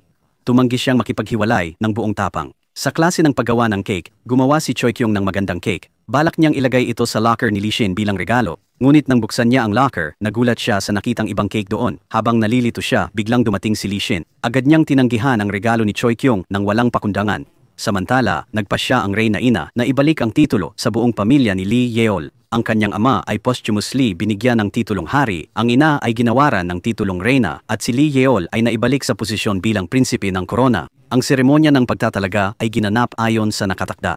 Gayunman, sa pakikipagkita sa mga tao, biglang nawalan ng malay ang hari bago makapagsalita. Ang pangyayaring ito ay nagdulot ng pagkataranta sa lahat. Maliban sa ina ni Li Yeol, lihim siyang natuwa sa kanyang puso. Pagkatapos ng seremonya, opisyal na pinayagan si Prinsipe Li Yeol at ang kanyang ina na bumalik sa dating palasyo. Kasabay nito, inanyayahan ng museo ang reyna ina na dumalo sa isang seremonya ng kawanggawa. Nais ng reyna ina na sumama sina Li Xin at ang asawa nito. Ngunit dahil may nakatakdang gawain si Li Xin, si Choi Kyung lamang ang sumama sa kanya. Bago umalis, pumasok si Choi Kyung sa silid-litratuhan ni Li Xin para manghiram ng kamera. Hindi sinasadya. Nakita niya ang kahon na may mga alaala tungkol kay Min Yeol-rin. Maingat at magalang na itinago ni Li Xin ang kahon. Pagbalik sa silid, nagulat si Li Xin nang makitang lumabas ang asawa, mukha'y litong-lito. Nakita ang kahon sa mesa, agad na unawaan ni Li Xin ang lahat. Nalaman na nakita pala ni Choi Kyung ang laman ng kahon. Samantala, masaya ang araw ng inang reyna at Choi Kyung sa charity area. Ngunit nagulat sila nang makita rin si Li Xin doon. Nahihiyang nagpaliwanag si Li Xin na dahil sa tawag ng lola, di niya maiwasang pumunta. Narinig ito ni Choi Kyung. Sinabi kay Li Xin batiin ang lola at siya'y magpapahinga na. Maya-maya, nagaya ang inang reyna na lumabas silang tatlo. Nag-aalangan si Choi Kyung. Naisip niyang hindi ito naaayon sa batas. Ngumiti lang ang inang reyna, sinabing ang tao ang gumawa ng patakaran, kaya maaaring maging flexible. Sa huli, sumakay silang tatlo sa kotse at masayang lumabas. Sa biyahe, masayang kumanta ang inang reyna at Choi Kyung. Pinasayaw pa sina Li Xin at Choi Kyung. Ang biyahe ay talagang kasiya siya. Ngunit sa daan pabalik, biglang nagka-problema ang kotse at hindi na umandar ang makina. Agad sinabi ng inang reyna na maghanap sila ng sariling solusyon at huwag tumawag ng tulong sa palasyo. May dumaan na kariton at tinulungan silang ibalik ang kotse sa tarangkahan ng palasyo. Labis na napahiya ang 3 taong nakaupo sa kariton. Bumalik sila sa ilalim ng mausisang tingin ng mga katulong. Habang nagtatrabaho si Li Xin, patuloy na nagpabalik-balik si Zheqiong sa silid. Malinaw na may gustong itanong, pero nag-aalangan pa rin siya. Galit pa rin si Zheqiong sa sulat ni Min Yeol-rin. Nakita ni Li Xin na nag-aalinlangan siya, kaya pinaupo niya ito sa tabi niya habang nagtatrabaho. Pero kalokohan ang tanong ni Zheqiong. Sabi niya, kung dinurog daw ang selyo ng bansa sa buto ng milokoton at kinain, masarap ito. Pagkarinig nito, napatingin na lang si Li Xin nang walang magawa sa kanyang asawa. Matapos magtanong ng marami, biglang nakatanggap si Zheqiong ng nakakataba ng pusong salita mula sa asawa na malungkot siya kapag wala ito sa tabi niya. Nang marinig iyon, masayang lumabas ng silid si Zheqiong, mas maganda na ang kanyang mood. Samantala, dahil bumili ng insurance ang hari sa ina ni Zheqiong, nang mabalitaan na may sakit ito ayon sa patakaran ng kumpanya, pinayagan ng mga magulang ni Zheqiong na pumasok sa palasyo para bisitahin ang hari. Nagdala sila ng maraming regalo para sa hari. Kasabay nito, ang ina ni Li Yeol ay opisyal na itinalagang reyna, nanumbalik ang kanyang posisyon sa palasyo. Nang hindi matawag ang prinsesa sa kanyang palasyo, personal na pumunta ang reyna sa silangang palasyo para makita si Zheqiong. Dito, tahas ang sinubok at hinamon ng ina ni Li Yeol si Zheqiong sa lahat ng paraan tungkol sa kanyang pag-aaral at pamumuhay sa palasyo. Walang pag-aatubiling pinintasan ng reyna si Zheqiong dahil hindi nakatuon sa pag-aaral at hindi mabilis umangkop sa buhay palasyo. Mabuti na lang dumating si Li Yeol sa tamang oras at nailigtas si Zheqiong. Ayaw ni Li Yeol na ganoon ang pakikitungo sa babaeng mahal niya. Dinala niya si Zheqiong sa aklatan at doon ay matagal silang nag-usap. Nang makita si Zheqiong na tumutugtog ng zither, kumabog ang puso ni Li Yeol. Naalala niya ang mga sandaling sila'y nagkita at magkasama. Napansin niya na puno na pala ang puso niya ng imahe ni Zheqiong. Masaya silang nagpatuloy sa pagbibiro, sabay-sabay kumanta at sumayaw. Ngunit nakita ito ni Li Xin, na nakatayo sa ibaba at nasaksihan ang lahat. Sa panahong ito, lalong kumalat ang chismis tungkol sa prinsipe ng Corona. Ito'y nagdulot ng pag-aalala sa reyna at sa ina ng reyna. Bukod dito, lumala pa ang karamdaman ng hari. Sa huli, pinabilis ng reynang ina ang love night ni Li Xin at Zheqiong. Agad-agad, excited na naghanda ang buong palasyo para sa espesyal na gabing ito. Binigyan ng gamot si Li Xin ng mga maharlikang doktor habang dinala si Zheqiong sa salon at inasikaso ng mga katulong. Nang mabalitaan ng ina ni Li Yil na gabi ng pag-ibig ni Li Xin ngayon, agad niyang tinawagan si Prince Li Yil. Sabi ng ina ni Li Yil, nag-aalala ang ina ni Li Xin sa kanyang posisyon kaya gusto niyang madaliin ang mga bagay. Nang marinig ito, labis na nagalit si Li Yil. Ayaw niyang tanggapin ito. Gusto agad tumakas ni Li Yil para pigilan sila, pero may mga gwardiya sa harap ng pinto, kaya hindi siya makalabas kahit gusto niya. Pagkapilit kina Li Xin at Zheqiong sa loob, umalis ang mga katulong at ikinandado ang pinto. Sa puntong ito, nahulaan na nila ang balak ng matanda. Sa loob ng silid, pinatay ang heater, kaya unti-unting lumamig. Iisang kumot lang ang nasa sleeping mat. Dahil malamig, sinabi ni Li Xin kay Zheqiong na pumasok na lang sa kumot. Hindi na siya dapat mahiya. 2 beses na silang natulog sa iisang kama dati. Pero ang headdress ni Zheqiong ay malaki at mabigat, hindi niya alam paano alisin. Kahit gusto niyang humiga, hindi niya magawa. Tinulungan ni Li Xin si Zheqiong na tanggalin ang headdress. Umungol si Zheqiong sa sakit, kaya nag-isip-isip ang mga katulong sa labas. Pagkatapos, ang problema naman ay ang mabigat na damit na umuungol tuwing gumagalaw siya. Malamig na sinabi ni Li Xin kay Zheqiong na hubarin ang damit. Narinig iyon ni Zheqiong at tumutol, tinanong bakit siya pinahuhubad. Sa labas, narinig lang ng mga katulong ang hubad, kaya sila'y namula at nagtinginan. Hiyang-hiya sa loob ng silid, hindi maiwasan ni Li Xin na mapahiya. Marami na siyang nararamdaman para kay Zheqiong, isang binatang prinsipe na nagsasalo ng kumot sa asawa sa gabing ganito. Dagdag pa ang epekto ng tonic, paano niya maiiwasan ang mga pagnanasang sumisibol sa kanyang puso? Paulit-ulit siyang umikot, sa huli bumuntong hininga at iminungkahi na sundin na lang ni Zheqiong ang kagustuhan ng nakatatanda. Agad namang tumutol si Zheqiong. Pagkatapos, sinubukan nilang dalawa na pigilan ang sarili sa lahat ng paraan. Nag-ehersisyo sila, naglaro ng baraha, at sinubukan ang lahat ng bagay sa mundo para makalimutan ang kakaibang kapaligiran. Sa huli, dahil sa labis na pagod, hindi na nila namalayan ang antok. Pareho silang nagwakas sa mahabang, nakakapagod na gabi sa pamamagitan ng maikling halik. Sa labas ng palasyo, mabilis na nagulat ang mga katulong sa reyna ina at sa reyna na matagumpay ang mahalagang pangyayari. Labis na natuwa ang mga nakatatanda. Masaya silang nagbati nang hindi nalalaman na sa kwartong iyon, mahimbing at masayang natutulog si Zheqiong habang si Li Xin ay nakahiga. Nagbibilang ng tupa, umaasang madaling darating ang umaga. Kinabukasan, ang dalawa ay di sinasadyang nagyakap at natulog ng mahimbing. Nang magising, agad silang nagmulat ng mata. Nagulat sila't sumigaw ng malakas, saka nagtalo kung sino ang lumabag. Sinabi ni Li Xin na kahapon isang segundong halik lang ang nangyari. Noon, hindi napigilan ni Li Xin ang sarili. Nang marinig ito, galit na galit si Zheqiong kaya namula ang mukha agad niyang iniwan si Li Xin at tumakbo pabalik sa kanyang kwarto. Ngunit pagkalabas sa balkonahe, nakasalubong ni Zheqiong si Li Yul na naghihintay doon. Si Li Yul ay nag-aalalang nagtanong kung ayos lang si Zheqiong.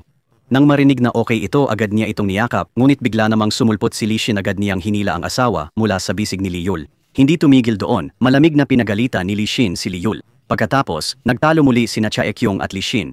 Nainis si Li Xin sa ugali ni Chang nang halikan niya ito. Nagpakita siya ng puot, ngunit nang kasama niya si Li Yul, lubos siyang komportable. Galit na galit si Li Xin kaya't itinaboy niya si Zheqiong. Pagkatapos, hinanap ni Zheqiong si Li Yul para tanungin kung bakit niya ito niyakap kanina. Hindi na rin nais ni Li Yul na itago pa ito kay Zheqiong. Seryoso niyang inamin ang kanyang damdamin na mahal niya ito. Dati, hindi alam ni Li Yul na sila'y magkasundo. Ang posisyon ng Crown Prince ay dapat sa kanya, ngunit kinuha ni Li Xin. Babawiin ni Li Yul ang nararapat sa kanya. Basta't pakasalan ni Zheqiong si Li Yul, handa siyang alagaan ito habang buhay. Hindi nagtagal, nakita ni Li Yul si Min Hyorin at ikinuwento ang tungkol sa gabi ng pag-ibig ni Li Xin. Sabi ni Li na nalulungkot siya at di niya mapigilan to kahit gusto niya. Tinanong ni Li Yul si Min Hyorin kung kumpiyansa pa rin siyang makukuha ang puso ni Li Xin. Matatag pa ring sumagot si Min Hyorin na di pa siya nagsisimula. Paano masasabi kung sinong nanalo o natalo sa ngayon? Kumakalat na ang mga litrato ni Li Xin at Min Hyorin sa Thailand. Galit na galit ang mga kaibigan ni Zheqiong. Agad nilang hinanap si Min Hyorin at binantaan wag kunin ang asawa ng iba. Nang gabing iyon, pagbalik ni Chaekyong sa kwarto, may nakita siyang tumpok ng mga litrato sa mesa. Lahat ay nina Lee Shin at Min Hyo-rin sa Thailand. Pati mga larawan nila na naghahalikan ay nakaprint din. Nag-usap ang pamilya ni Lee Shin tungkol sa mga litratong nagdudulot ng gulo. Lahat sa palasyo sang-ayon na huwag ipakita kay Chaekyong ang mga litratong iyon. Pero di nila alam na nakita na niya ito bago pumasok sa paaralan kinaumagahan. Malaki ang pagbabago sa ugali ni Chaekyong. Mukhang malungkot si Chaekyong, lalo na nang makita niya si Min Hyo-rin. Mas halata ang kanyang damdamin dahil sa isip ni Chaekyong ay nananatili ang mga larawan na natanggap niya kagabi. Napansin ito kaya tinawag ni Lee Yul si Chaekyong para makausap ng pribado. Pinilit niyang kumbinsihin si Chaekyong na awa lang, hindi pag-ibig ang nararamdaman ni Lee Shin. Sa kabilang banda, siya raw ang tunay na nagmamahal. Sa huli, nakita niyang sobrang pagod at nape-pressure si Chaekyong, kaya naisipan niyang ilabas ito para gumaan ang pakiramdam. Pumunta silang dalawa sa pampang ng ilog. Dito, hindi na napigilan ni Chaekyong ang kanyang emosyon. Napaiyak siya at yumakap sa balikat ni Lee Yul. Humikbi si Chaekyong at ikinuwento ang hirap na kanyang pinagdaanan. Dinala siya ni Lee Yul sa music hall para mag-relax tapos sa amusement park. Masaya ang naging paglipas ng hapon. Pero gabi na, sinabi ni Chaekyong kay Lee Yul na umuwi muna ito habang siya'y magtatagal pa. Pagkatapos, gumala si Chaekyong mag-isa, takot na makilala. Nagsuot pa siya ng helmet para itago ang kanyang pagkakakilanlan. Samantala, nang malaman ni Lee Shin na hindi umuwi si Chaekyong, agad siyang nag-alala. Tinawagan niya kaagad si Lee Yul para itanong kung nasaan ito, ngunit hindi rin alam ni Lee Yul. Nang maramdamang may mali, nagmadaling bumalik si Lee Shin sa kwarto ni Chaekyong. Nakita ang mga larawan nila ni Min Hyo-rin sa kwarto, umabot sa rurok ang kanyang pagkabalisa. Agad hinanap ni Lee Shin si Lee Yul at tinanong kung alam niya kung nasaan si Chaekyong. Pero wala ring sagot si Lee Yul. Wala nang ibang paraan kundi maghiwalay sila para hanapin si Chaekyong. Naghanap si Lee Shin kahit saan pero hindi pa rin niya makita si Chaekyong. Sa wakas, naalala ni Lee Yul ang library, lugar na dinala niya kay Chaekyong dati. Tumakbo si Lee Yul doon at talagang nakita niya si Chaekyong na nag-iisa sa library. Nakita si Chaekyong, inaalok agad ni Lee Yul na ilabas siya sa palasyo kung gusto niya. Sa sandaling iyon, dumating din si Lee Shin sa itaas. Nakita si Chaekyong na hawak ng kapatid, agad na sumugod si Lee Shin. Sinuntok ni Lee Shin si Prince Lee Yul at hinatak si Chaekyong pabalik sa palasyo. Pagkaalis sa lugar ni Lee Yul sa daan pabalik, tumigil sila para mag-usap. Sinabi ni Lee Shin na hindi niya alam gaano siya nag-alala para sa kanya. Pinayuhan din niya si Chaekyong na huwag malungkot sa mga litratong iyon. Mahinahong sumagot si Chaekyong na wala na siyang pakialam doon. Naintindihan ni Chaekyong ang kanyang posisyon at sitwasyon. Pero dahil sa mabuting pakikitungo ni Lee Shin, nagkaroon siya ng ilusyon. Ngunit sa ngayon, ayaw na niyang umasa pa ng anumang bagay. Pumayag si Chaekyong na maghintay ng 30 taon bago magdiborsyo. Nagalit si Lee Shin sa sinabi ni Chaekyong tungkol dito. Nagpatuloy ang pagtatalo ng dalawa tungkol sa diborsyo. Sinabi ni Lee Shin na nalungkot siya sa nakaraang 19 na taon. Pero nang makilala si Chaekyong, marami nang nagbago sa kanya.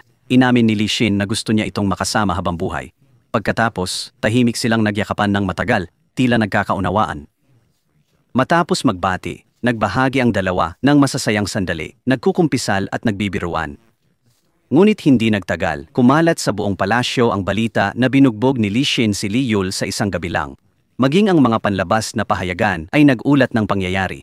Nang mabalitaan ito, agad tinawag ng ina ni Lee Yul ang reyna para pagalitan at akusahan na hindi maayos na pinalaki ang anak. Alam ni Lee Yul na ang kanyang ina ang nagpakalat ng balita ngunit wala siyang magawa para pigilan ito. Ngayon, labis na nalulungkot si Lee Yul sa kanyang sitwasyon. Kinabukasan, hindi pumasok sa paaralan si Lee Yul. Nag-aalala si Chaekyong at pinuntahan siya, ngunit ayaw siyang makita ni Lee Yul. Samantala, nabalitaan ng mga magulang ni Chaekyong na marahas si Lee Shin at labis silang nag-aalala. Hindi nila alam kung magiging ligtas ang buhay ni Chaekyong sa palasyo. Naiisip nila ang iba't ibang sitwasyon kung paano maaaring pahirapan ni Lee Shin ang kanilang anak. Ngunit pagkatapos mag-isip ng mabuti, pareho nilang napagtanto na hindi madaling mabuli ang kanilang anak. Kaya, ang dapat talagang mag-alala ay marahil ang prinsipe, hindi si Chaekyong. Habang nag-uusap ang lahat sa palasyo tungkol sa gulo at nag-aalala sa imahe ni Lee Shin, si Chaekyong ay may ibang iniisip. Naalala ni Chaekyong na tinukso siya ni Lee Shin dahil sa kanyang timbang. Kaya naman, desidido si Chaekyong na mag-ehersisyo para pumayat ang baywang. Hindi lang siya nag-iisa, dinala niya ang mga katulong sa palasyo para mag-ensayo kasama niya araw-gabi. Hindi nagtagal, sumama si Chaekyong kay Lee Shin sa pulong sa embahada ng Pransya. Kitang-kita na masaya silang dalawa. Ang biyaheng ito ay para pawiin ang mga tsismis tungkol sa alitan nila ng asawa. Habang lahat ay nanonood ng konsyerto, nakatulog si Chaekyong sa teatro. Mahimbing at komportable ang tulog niya. Tumabi si Li Xin at nahiya sa kanyang asawa. Ginising niya si Chai Kyong pero di ito nagising kahit anong gawin niya. Kaya pumunta si Chai Kyong sa banyo para maghugas ng mukha. Pero nadulas siya at nasira ang takong ng sapatos niya. Nakita ito ni Li Xin at napabuntong hininga na lang. Sinira niya ang kabilang takong para makalakad si Chai Kyong ng maayos. Sumunod, nakipag-interview sila sa mga reporter. Tinanong sila tungkol sa away nila Li Yul at chismis ng alitan nila. Para pawiin ang chismis, hinalikan ni Li Xin si Chai Kyong sa harap ng press. Sa hiling ng Reyna Ina, nagtipon ang pamilya para kumain at magpalitrato. Masaya pero pilit ang kainan dahil may sariling motibo ang bawat isa. Habang kumakain, nakagat ni Chai Kyong ang dila niya at dumugo. Nang makita ito, tumayo agad si Li Xin para kumuha ng gamot. Pero sa sandaling iyon, umalis din agad si Li Yul sa mesa. Kumuha siya ng panyo, binalot ng yelo, tumakbo sa kabilang mesa para ibigay kay Chai Kyong.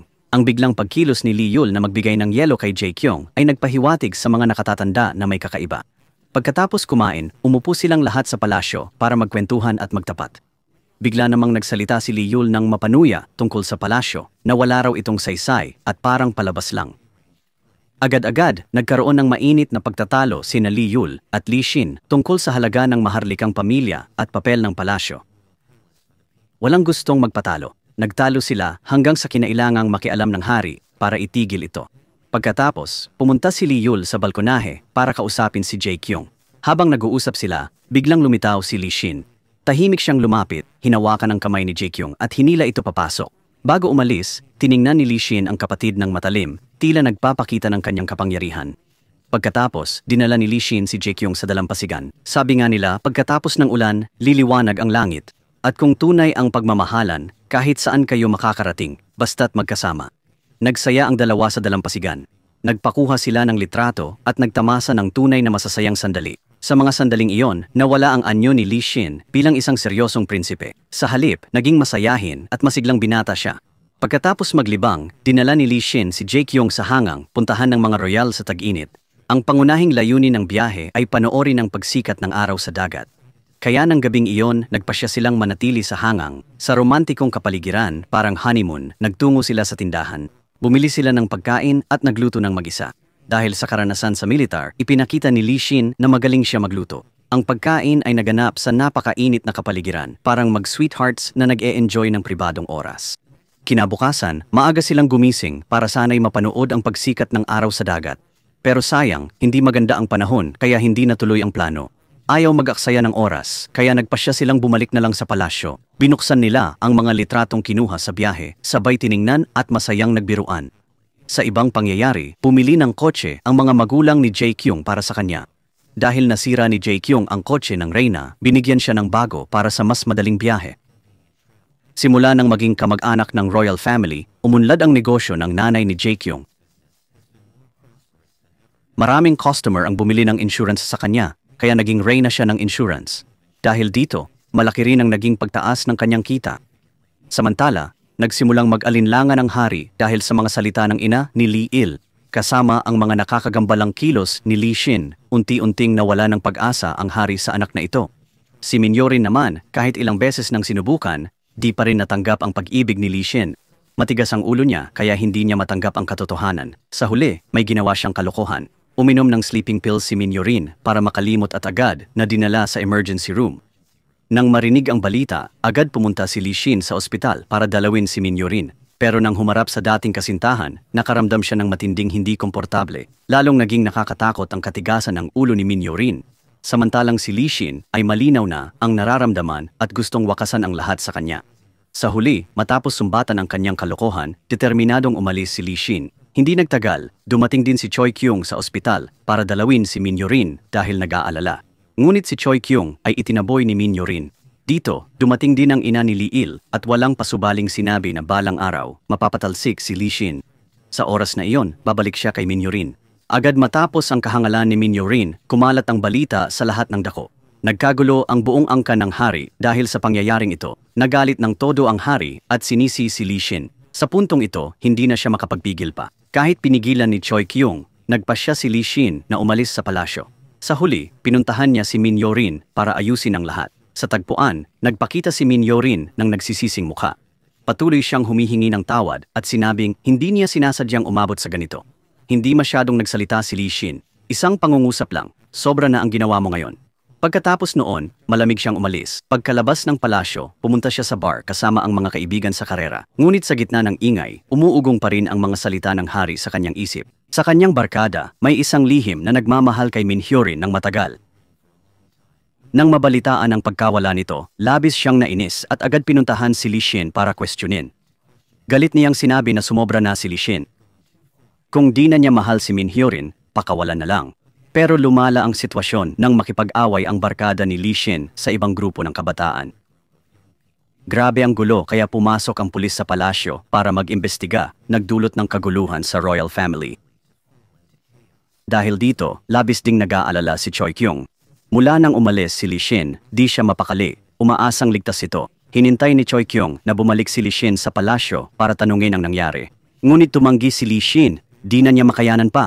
Nagpasya si Choi Kyung na pumunta sa kwarto ni Li Xin. Sinisi niya ito sa desisyon nilang magkasama, pero pilit pa ring tinitiis mag-isa. Sinabi rin ni Choi Kyung na sobrang nag-aalala siya sa kanya, kaya wala siyang nagawa buong araw. Natatakot na dahil sa init ng ulo nito, magdudulot siya ng malaking gulo. Pagkasabi nito, galit na bumalik si Choi Kyung sa kanyang silid. Ngunit nang aalis na siya, hinawakan siya nito at mahigpit na niyakap, ayaw bumitaw. Samantala, nang malaman ng kalokohan ni Min Hyorin, ipinatawag siya ng reyna sa palasyo. Ipinaliwanag ng reyna ang sitwasyon sa pamilyang Maharlika at kinilala ang tibay ng loob ni Min Hyorin.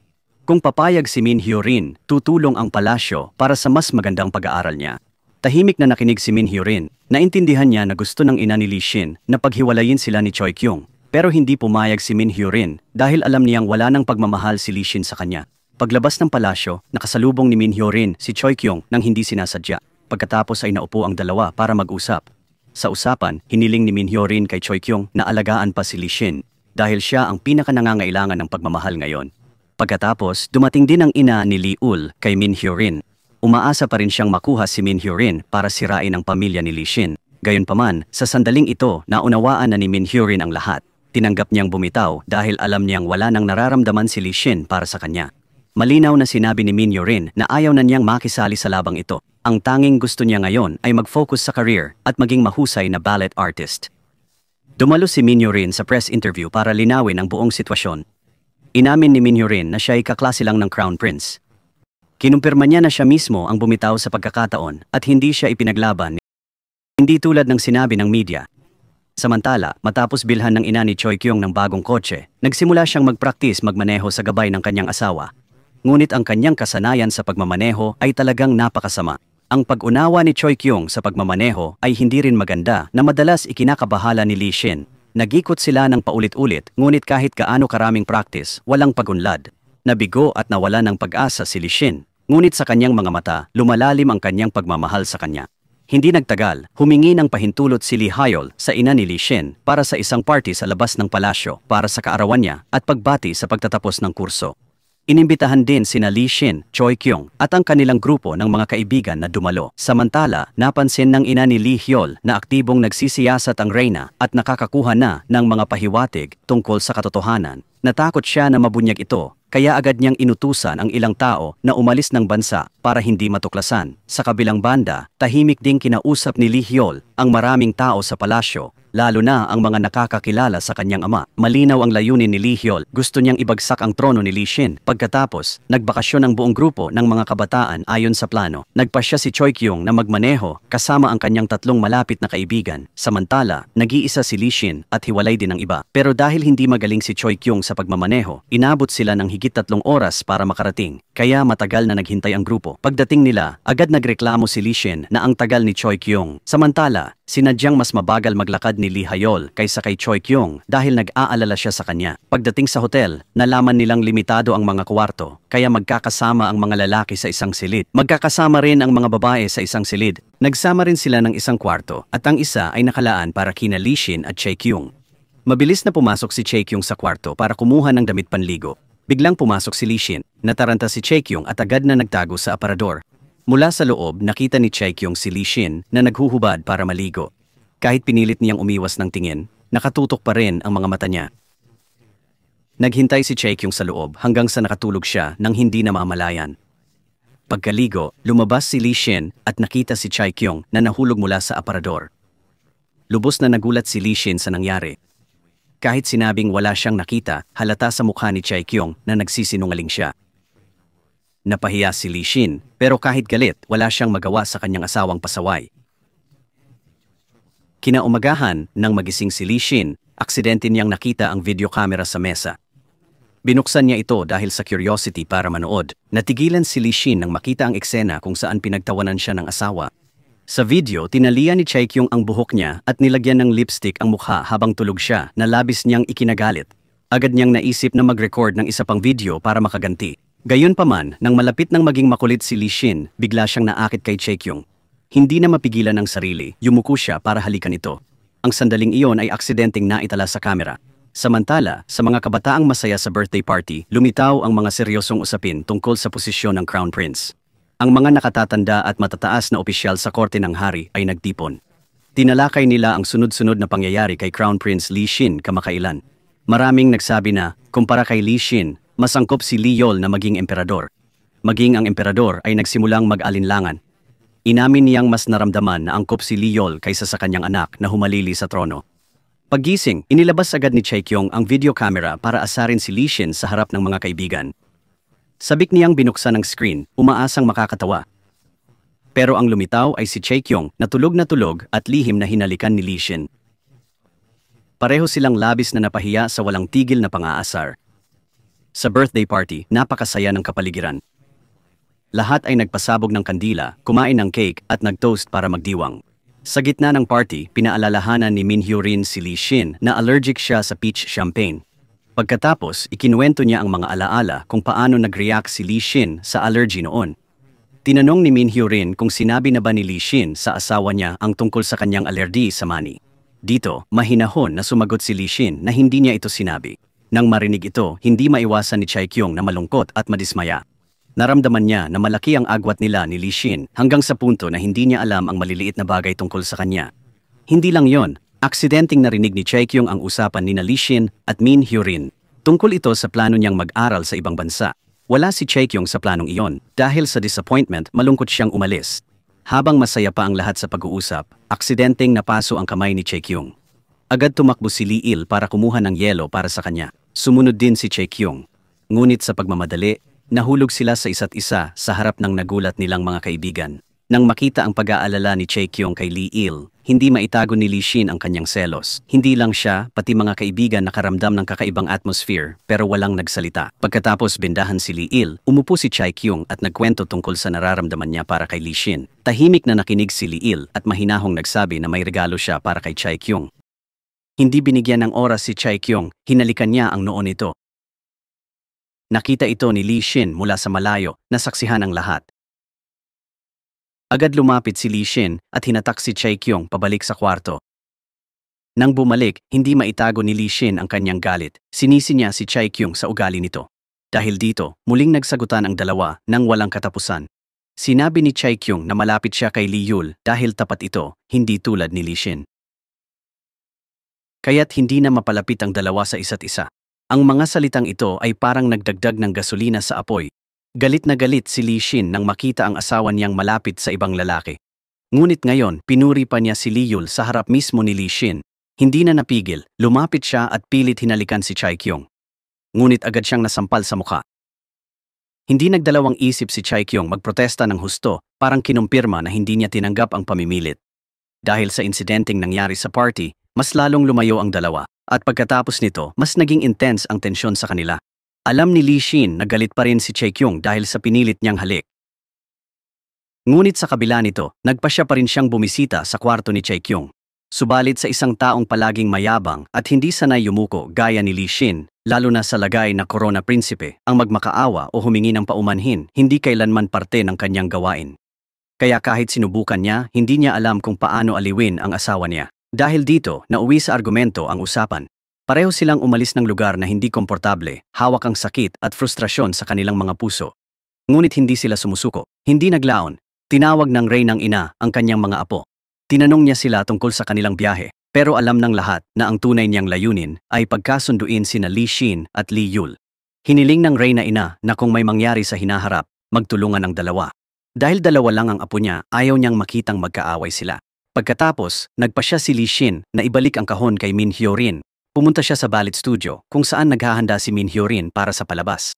Kasabay nito, naroon din sina Chae Kyung at Lee Yul. Pumunta sila para suportahan si Min Hyorin. Ngunit pagpasok pa lang nila, bigla silang tumigil. Nakita nila si Li Xin sa entablado kasama si Min Hyorin, mukhang malapit. Ang eksena ay nagpaalala kay Chae Kyung. Pero ang totoo, napilayan lang si Min Hyorin at tinutulungan lang siya ni Li Xin. Kaya't ang hindi pagkakaunawaan ay naging sunod-sunod. Lalong lumayo ang loob ni Li Xin at Chae Kyung sa isa't isa. Hinanap ni Li Xin si Chae Kyung sa palasyo pero di siya makita. Noon, nagtago si Chae Kyung sa attic, puntahan ni Li Xin pag gusto ng privacy. Maraming iniisip si Chae Kyung, pero di alam kung kanino ibabahagi. Si Li Xin naman, pumunta sa library kung saan nakita niya sina Chae Kyung at Lee Yul kahapon. Habang nagbabasa ng libro, may nakita siyang litrato. Larawan yun ng kanyang ama at ng ina ni Lee Yul, pero mukhang sobrang sweet nila sa isa't isa. Nabigla ng husto si Li Xin sa nakita. Di niya inakala na may relasyon pala ang tatay niya at nanay ni Lee Yul. Samantala, abala ang lahat sa paaralan sa paghahanda ng graduation. Lumabas sina Chae Kyung at mga kaibigan para kumain. Tinangka nilang i-enjoy ang konting oras bago ang bagong yugto ng buhay. Pagkatapos, sinundo ni Li Xin si Chae Kyung pabalik sa palasyo. Alam niyang marami siyang iniisip, pero ayaw niyang pilitin itong magsalita. Kaya't sa halip na magtanong, dinala niya ito sa bahay ng mga magulang nito. Sa harap ng bahay ni Chae Kyung, mahinahong sinabi ni Li Xin na mag-overnight siya roon. Inamin din niya na sa ngayon, ito lang ang magagawa niya para makipagbati sa kanya. Gusto niyang magkaroon ng komportabling oras kasama ang pamilya para hindi masyadong mag-alala. Lubos na nagalak ang buong pamilya ni Chae Kyung sa kanilang muling pagkikita. Hindi maipagkaila ng mga magulang at kapatid ni Chae Kyung ang kanilang tuwa. Naghanda sila ng masarap na hapunan para sa kanilang pagtitipon.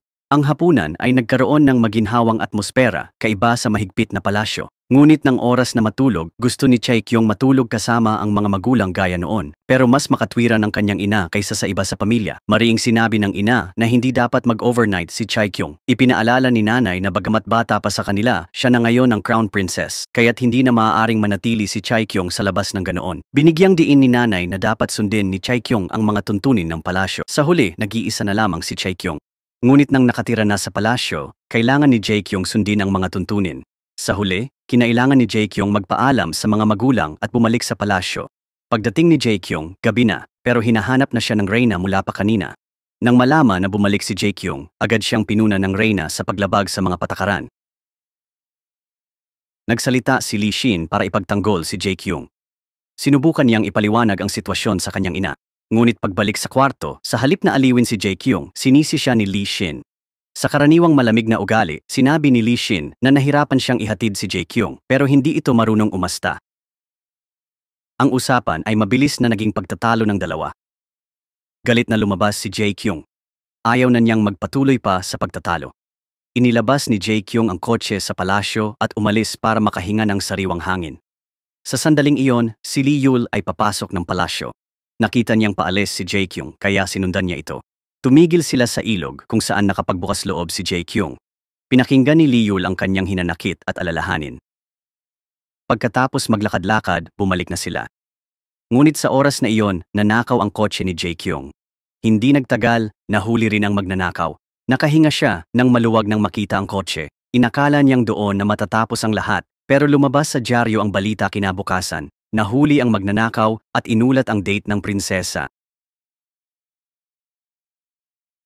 Agad na kumalat ang balita at nagdulot ng gulo. Nayanig ang buong palasyo sa pangyayaring ito. Galit na galit si Li Xin nang malaman ang tungkol kay Lee Yul. Nang magalok si Chae Kyung na magsabi, pinigilan siya ni Li Xin. Tahasan niyang sinabi na kung aaminin niyang sumama kay Lee Yul, magkakaproblema sila. Matapos mag-isip sandali, napilitan si Chae Kyung na magsinungaling.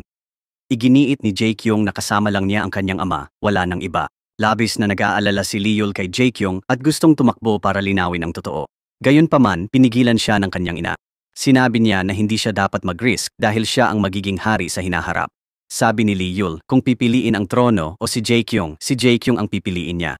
Gayunpaman, ang iskandalong ito ay lalong naging komplikado. Patuloy itong inulat ng press sa lahat ng dako kasama ang maraming opinyon. Ang pangyayaring ito ay lumikha ng malaking kontrobersya sa publiko. Nahaharap sa krisis ang palasyo nang maapektuhan ang imahe ng maharlikang pamilya. Sa paaralan, tinalikuran din si Jae Kyung ng kanyang mga kaibigan. Hindi sila nag-atubiling punahin at sabihing hindi siya karapat-dapat na maging prinsesa. Sa harap ng walang tigil na batikos, hindi alam ni Jae Kyung ang gagawin. Kailangan na lang niyang tiisin ang lahat ng maling pananaw. Sa gitna ng lahat, pinuntahan ni Lee Yul si Jae Kyung. Pinagtibay niya na handa siyang isuko ang lahat para makasama ito. Gusto rin ni Lee Yul ipaliwanag ang nangyari sa ilog para hindi masaktan si Jae Kyung. Gayunpaman, matatag na hindi siya pinayagan ni Jae Kyung na gawin ito. Sinabi ni Jae Kyung na gusto niyang protektahan si Lee Yul, ang tanging kaibigan niya sa palasyo. Noon pa man ay nariyan si Lee Yul para aliwin siya tuwing may problema. Agad na gumawa ng pagwawasto ang palasyo sa mga balita. Inihayag nila na ang nakita ni Jae Kyung sa ilog ay ang kanyang tunay na ama. Ngunit hindi sumuko ang magnanakaw ng kotse. Muli niyang itinanggi na ang kasama ni Jae Kyung noon ay binata, hindi ang kanyang ama. Ang mga akusasyong ito ay nagdulot ng sakit ng ulo sa mga nakatatanda sa palasyo dahil naging maingay at hindi na makontrol ang sitwasyon. Napagtanto ng reyna na may mali at personal na pinuntahan si Jae Kyung. Nang malaman na si Lee Yul ang kasama ni Jae Kyung, agad na nag-utos ang reyna ng lubos na pagiging lihim. Binigyang diin ng ina ni Lee Shin na ang bagay na ito ay hindi dapat ipaalam sa sinuman. Samantala, muling pinuntahan ni Lee Yul si Jae Kyung. Sinabi niyang may paraan para makatakas sa pagod na nararamdaman niya ngayon. Iminungkahi ni Lee Yul na ipahayag ni Jae Kyung sa press conference na gusto niya ng diborsyo. Pagkatapos, makakalabas na ng palasyo si Jae Kyung at babalik sa normal na buhay. Hindi na niya kailangang tiisin ang anumang panggigipit o limitasyon. Samantala, sumasakit pa rin ang ulo ni Lee Shin dahil sa ibang problema. Nang matuklasan ang lihim na ugnayan ng kanyang ama at ina ni Lee Yul, inutusan niyang ayusin ang lumang library. Subalit, tumutol ang hari sa pasyang ito. Inisip ng hari na may mas mahahalagang bagay kaysa sa pagkukumpuni ng lumang aklatan. Hindi lang yun. Pagbalik ni Lee Shin sa palasyo, dinalaw din siya ng ina ni Lee Yul. Matigas niyang tinanggihan ang pagbabago sa aklatan. Sa huli, ipinaliwanag ni Lee Shin ang dahilan ng kanyang kagustuhan. Masyadong marumi ang lugar dahil may natuklasan siyang hindi angkop na relasyon. Samantala, pinuntahan ni Choi Kyung ang trabaho ng kanyang mga magulang. Nag-uusap pa sila nang biglang dumating si Lee Shin. Pinuna ni Lee Shin si Choi Kyung at pati na rin ang kanyang mga magulang. Ipinaalala ni Lee Shin na sa palasyo hindi pwedeng kumilos tulad ng karaniwang tao. Tinutulan din ni Lee Shin ang pag-uwi ni Choi Kyung sa kanilang bahay. Dumating ang araw ng pag-alis ni Min Hyo-rin para mag-aral sa ibang bansa. Gusto ni Lee Shin isama si Choi Kyung, pero tinanggihan niya ito. Naisip ni Choi Kyung na kung pupunta siya, mas mahihirapan silang mag-usap. Kaya mas mabuting mag-isa na lang siya. Sa huli, nag-isang pumunta si Lee Shin sa airport para ihatid si Min Hyo-rin. Samantala, patuloy na kinukumbinsi ni Lee Yul si Choi Kyung. Iginiit niya na ang interview ang tanging pagkakataon para humingi ng diborsyo. Kung hindi niya ito gagawin, wala nang ibang tsansa si Choi Kyung na umalis. Lalo pang nalito si Choi Kyung sa mga sinabi ni Lee Yul. Hindi siya makapagdesisyon dahil sa gulo ng kanyang damdamin. Sa live interview, tinanong din ang pinakasensitibong usapin. Binanggit ng reporter ang love story ng prinsipe at prinsesa, alam ng lahat na arranged. Mahinahon na tinanggap ni Lee Shin ang tanong. Sa harap ng kamera, ipinahayag ni Lee Shin na kahit arranged ang kasal nila, may tunay silang pagmamahalan. Tila natapos ng maayos ang panayam. Sasabihin na sana ng MC ang huling salita, nang biglang nag-alinlangan si Choi Kyung. Matagal siyang nag-aatubili, pero sa huli nagsalita rin. Gulat ang lahat nang malakas na ipahayag ni Choi Kyung na gusto nilang maghiwalay. Sa sandaling iyon, buong bulwagan ay nabalot ng katahimikan. Pagkatapos magsalita ni Choi Kyung, nanatiling tahimik ang buong bulwagan. Ngunit mabilis na kumilos si Lee Shin, hindi hinayaang matigil doon ang usapan. Mahinahon niyang ipinagpatuloy. Hinawakan ni Lee Shin ang kamay ni Choi Kyung sa harap ng lahat. Inamin niyang naisip nila ang diborsyo, pero kagabi na pagkasunduan nilang magpatuloy. Ang dahilan ay wala nang iba kundi ang pagmamahal niya kay Choi Kyung. Tinitigan ni Lee Shin ng malalim si Choi Kyung at sinabing tunay niya itong minamahal. Naintindihan ni Lee Shin na mahirap ang buhay sa palasyo para kay Choi Kyung, dating karaniwang tao. Ngayon, kailangan ni Choi Kyung masanay sa mahigpit na patakaran at bagong pamumuhay. Pinasalamatan din ni Lee Shin si Choi Kyung sa tapang na pumayag pakasalan siya. Pinili niyang isuko ang kalayaan nito para sa mahirap na buhay may asawa. Sa huli, humingi ng tawad ang prinsipe sa lahat ng tao. Nalungkot siya sa pagkabalisa at pagkalito ng lahat sa panahong ito. Natapos ang panayam sa hindi inaasahang paraan. Nang sumakay sila sa karwahe pabalik, lumamig ang kapaligiran sa loob. Hindi nagsalita si Li Xin. Wala na siyang masabi sa asawa dahil sa labis na pagkadismaya. Madalas sabihin ni Li Xin na magtiwala, pero sa huli, hindi pa rin siya pinagkatiwalaan. Sinira ni Choi Kyung ang tiwala ni Li Xin nang sabihin niyang gusto niya ng diborsyo sa harap ng milyong manonood. Sa buong kasaysayan ng palasyo, walang prinsesang nangahas magsabi ng ganoon sa TV. Pagbalik sa palasyo, hindi maitago ng hari at reyna ang kanilang galit. Pinagalitan nila si Choi Kyung pero hindi siya pinabayaan ni Li Xin. Kalmado siyang tumayo para ipagtanggol ito. Sinabi niyang hindi talaga naiintindihan ng lahat si Choi Kyung. Kaya umasa si Li Xin na sa hinaharap, bibigyan nila ng pagkakataon si Choi Kyung. Sinabi rin niyang lagi siyang mananatili sa tabi nito. Haharapin niya ang lahat kasama si Choi Kyung. Pagkatapos ng lahat, bumalik sila sa kanilang silid. Dito, talagang pinagsisihan ni Choi Kyung ang sinabi niya sa interview. Inamin niyang hindi niya alam kung tapat ba si Li Xin o nagkukunwari lang. Natatakot si Choi Kyung na para lang sa imahe ng pamilya ang mga sinabi ni Li Xin, pero hindi na hinayaan ni Li Xin na magduda pa siya. Sa unang pagkakataon, buong puso niyang inamin ang nararamdaman niya. Pinagtibay ni Li Xin na lahat ng sinabi niya ay totoo, nagmula sa kanyang puso. Hindi salitang pampubliko, kundi ng lalaki sa babaeng mahal niya. Nahulog ang loob ni Li Xin kay Choi Kyung. Tunay niyang minamahal at gustong makasama ito. Ang pinakamasakit ay hindi siya pinaniwalaan ni Choi Kyung. Pinagkatiwalaan niya ito, pero pinili pa ring umalis. Kahit nagsabi ng totoo, binanggit pa rin ni Choi Kyung ang diborsyo sa TV. Kahit humihingi ng tawad, hindi siya pinatawad ni Li Xin. Pagkatapos, naging napakabigat ng atmosfera sa pagitan nila. Magkapalasyo pero may di nakikitang agwat sa kanilang dalawa.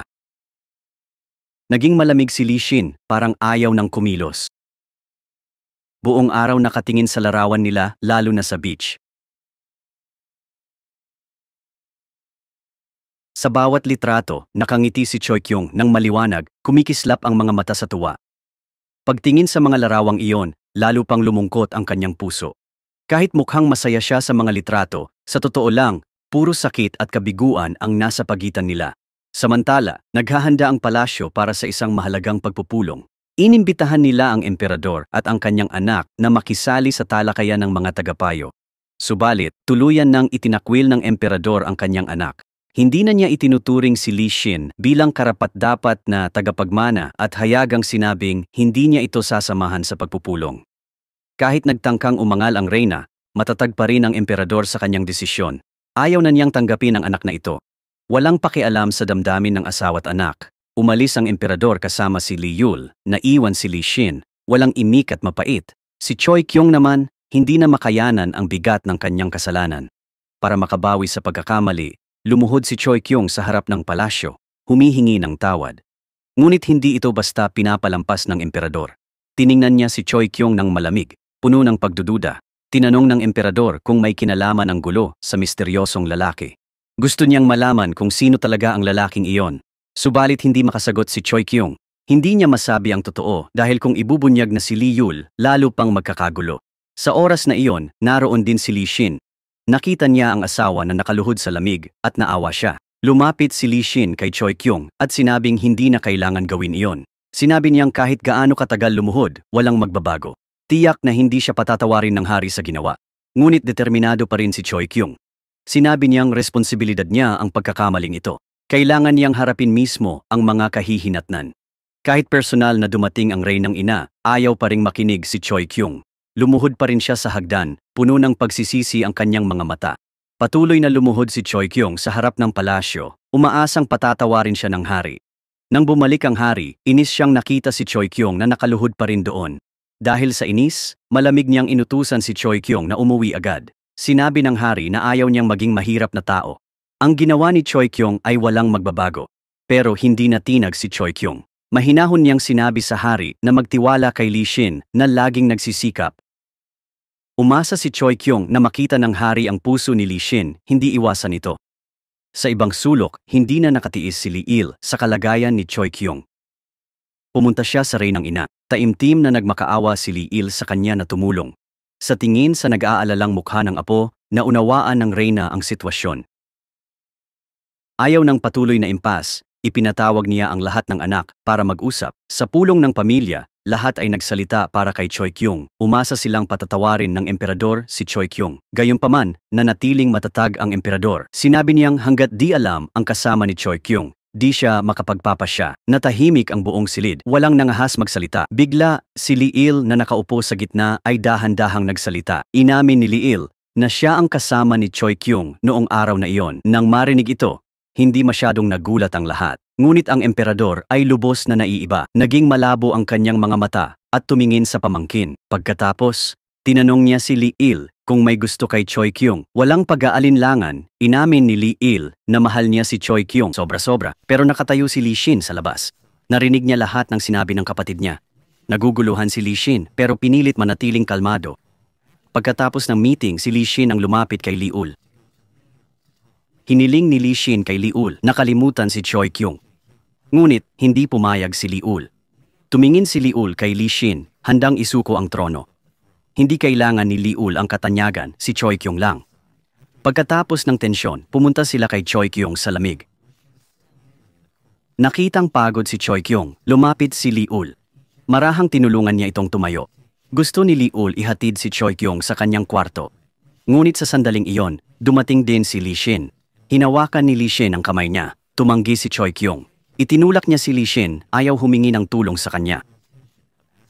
Ang malamig at masakit na salita ni Choi Kyung ay parang kutsilyong hindi nakikita na tumagos sa puso ni Li Shin. Nang malaman ng emperador na nagkaroon ng damdamin si Li Uk para kay Choi Kyung, hindi na niya ito maaaring balewalain. Nagpasya ang emperador na kailangang malutas ang bagay na ito. Hindi niya kayang hayaang maging katatawanan ang palasyo. Gusto rin niyang malaman ang tunay na nararamdaman ni Choi Kyung para kay Liul. Naantig din ba siya? Agad na ipinatawag ang buong pamilya upang talakayin ang bagay na ito. Bago ang mahalagang pagpupulong, nagpunta si Li Shin kay Choi Kyung. Pinilit niyang kumalma at sinabi na mas mabuting sabihin na magkaibigan lang sila ni Liul. Gusto ni Li Shin na itanggi ni Choi Kyung ang lahat para maiwasan ang gulo. Pero sobrang pagod na si Choi Kyung. Ayaw nang magsinungaling o magtago pa ni Choi Kyung. Sinisi ni Choi Kyung si Li Shin. Tinanong niya kung bakit hindi ito lumapit sa kanya nang siya'y nasasaktan. Nasaan siya nang lumuhod ito sa lamig ng ilang oras. Tumingin ng diretso si Li Shin kay Choi Kyung, puno ng sakit ang mga mata. Mas mababa at malamig ang boses ni Li Shin kaysa dati. Sinabi ni Li Shin na pinagtaksilan siya ni na Choi Kyung at Liul.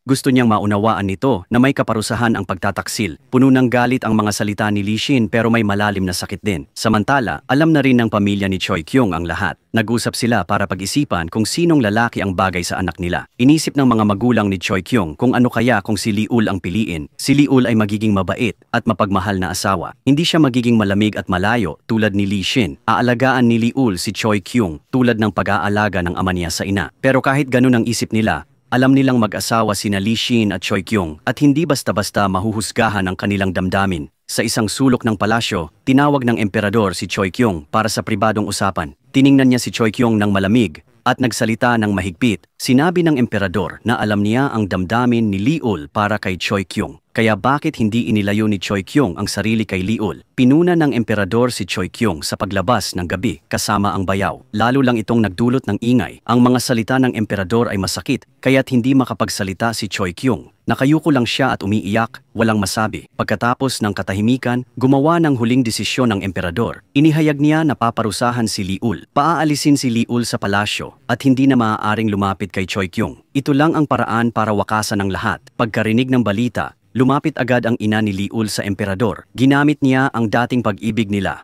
Umaasang babawiin ang utos. Gayunman, hindi nag-aalinlangan ng emperador. Tinupad niya ang desisyon dahil di na ito usapin ng pag-ibig kundi tungkol sa dangal ng angkan. Hindi makumbinsi ang emperador. Nagpasya ang ina ni Liul na kumuha ng ibang paraan. Lihim niyang ikinuwento sa mga opisyal sa palasyo ang tungkol sa prinsesa at Liul. Agad na nagkagulo na naman ang palasyo. Nag-usap ang mga opisyal at nagkaisa na di nakarapat-dapat sa trono ang prinsesa. Hiniling nila na patalsikin si Choi Kyung. Nang marinig ito, hindi siya nagprotesta o nagdepensa. Tahimik na tinanggap ni Choi Kyung ang pagkatanggal sa trono at pagpapatapon. Kahit pinilit ni Li Shin na kumapit, nanatiling matatag si Choi Kyung sa desisyon. Sinabi ni Choi Kyung na sa ngayon, wala na siyang hinahangad. Minsan nang nais ni Choi Kyung na maging asawa ng prinsipe, gusto niyang magtulungan sila para malampasan ang mga pagsubok. Ngunit ngayon, lumampas na sa hangganan ang mga pangyayari. Naramdaman ni Choi Kyung na wala na siyang magagawa. Alam ni Chaekyong na lubos niyang naimpluwensyahan si Lee Shin. Ang tanging magagawa ni Chaekyong ngayon ay umalis na lang. Pagkatapos, pumunta si Chaekyong kay Leeul.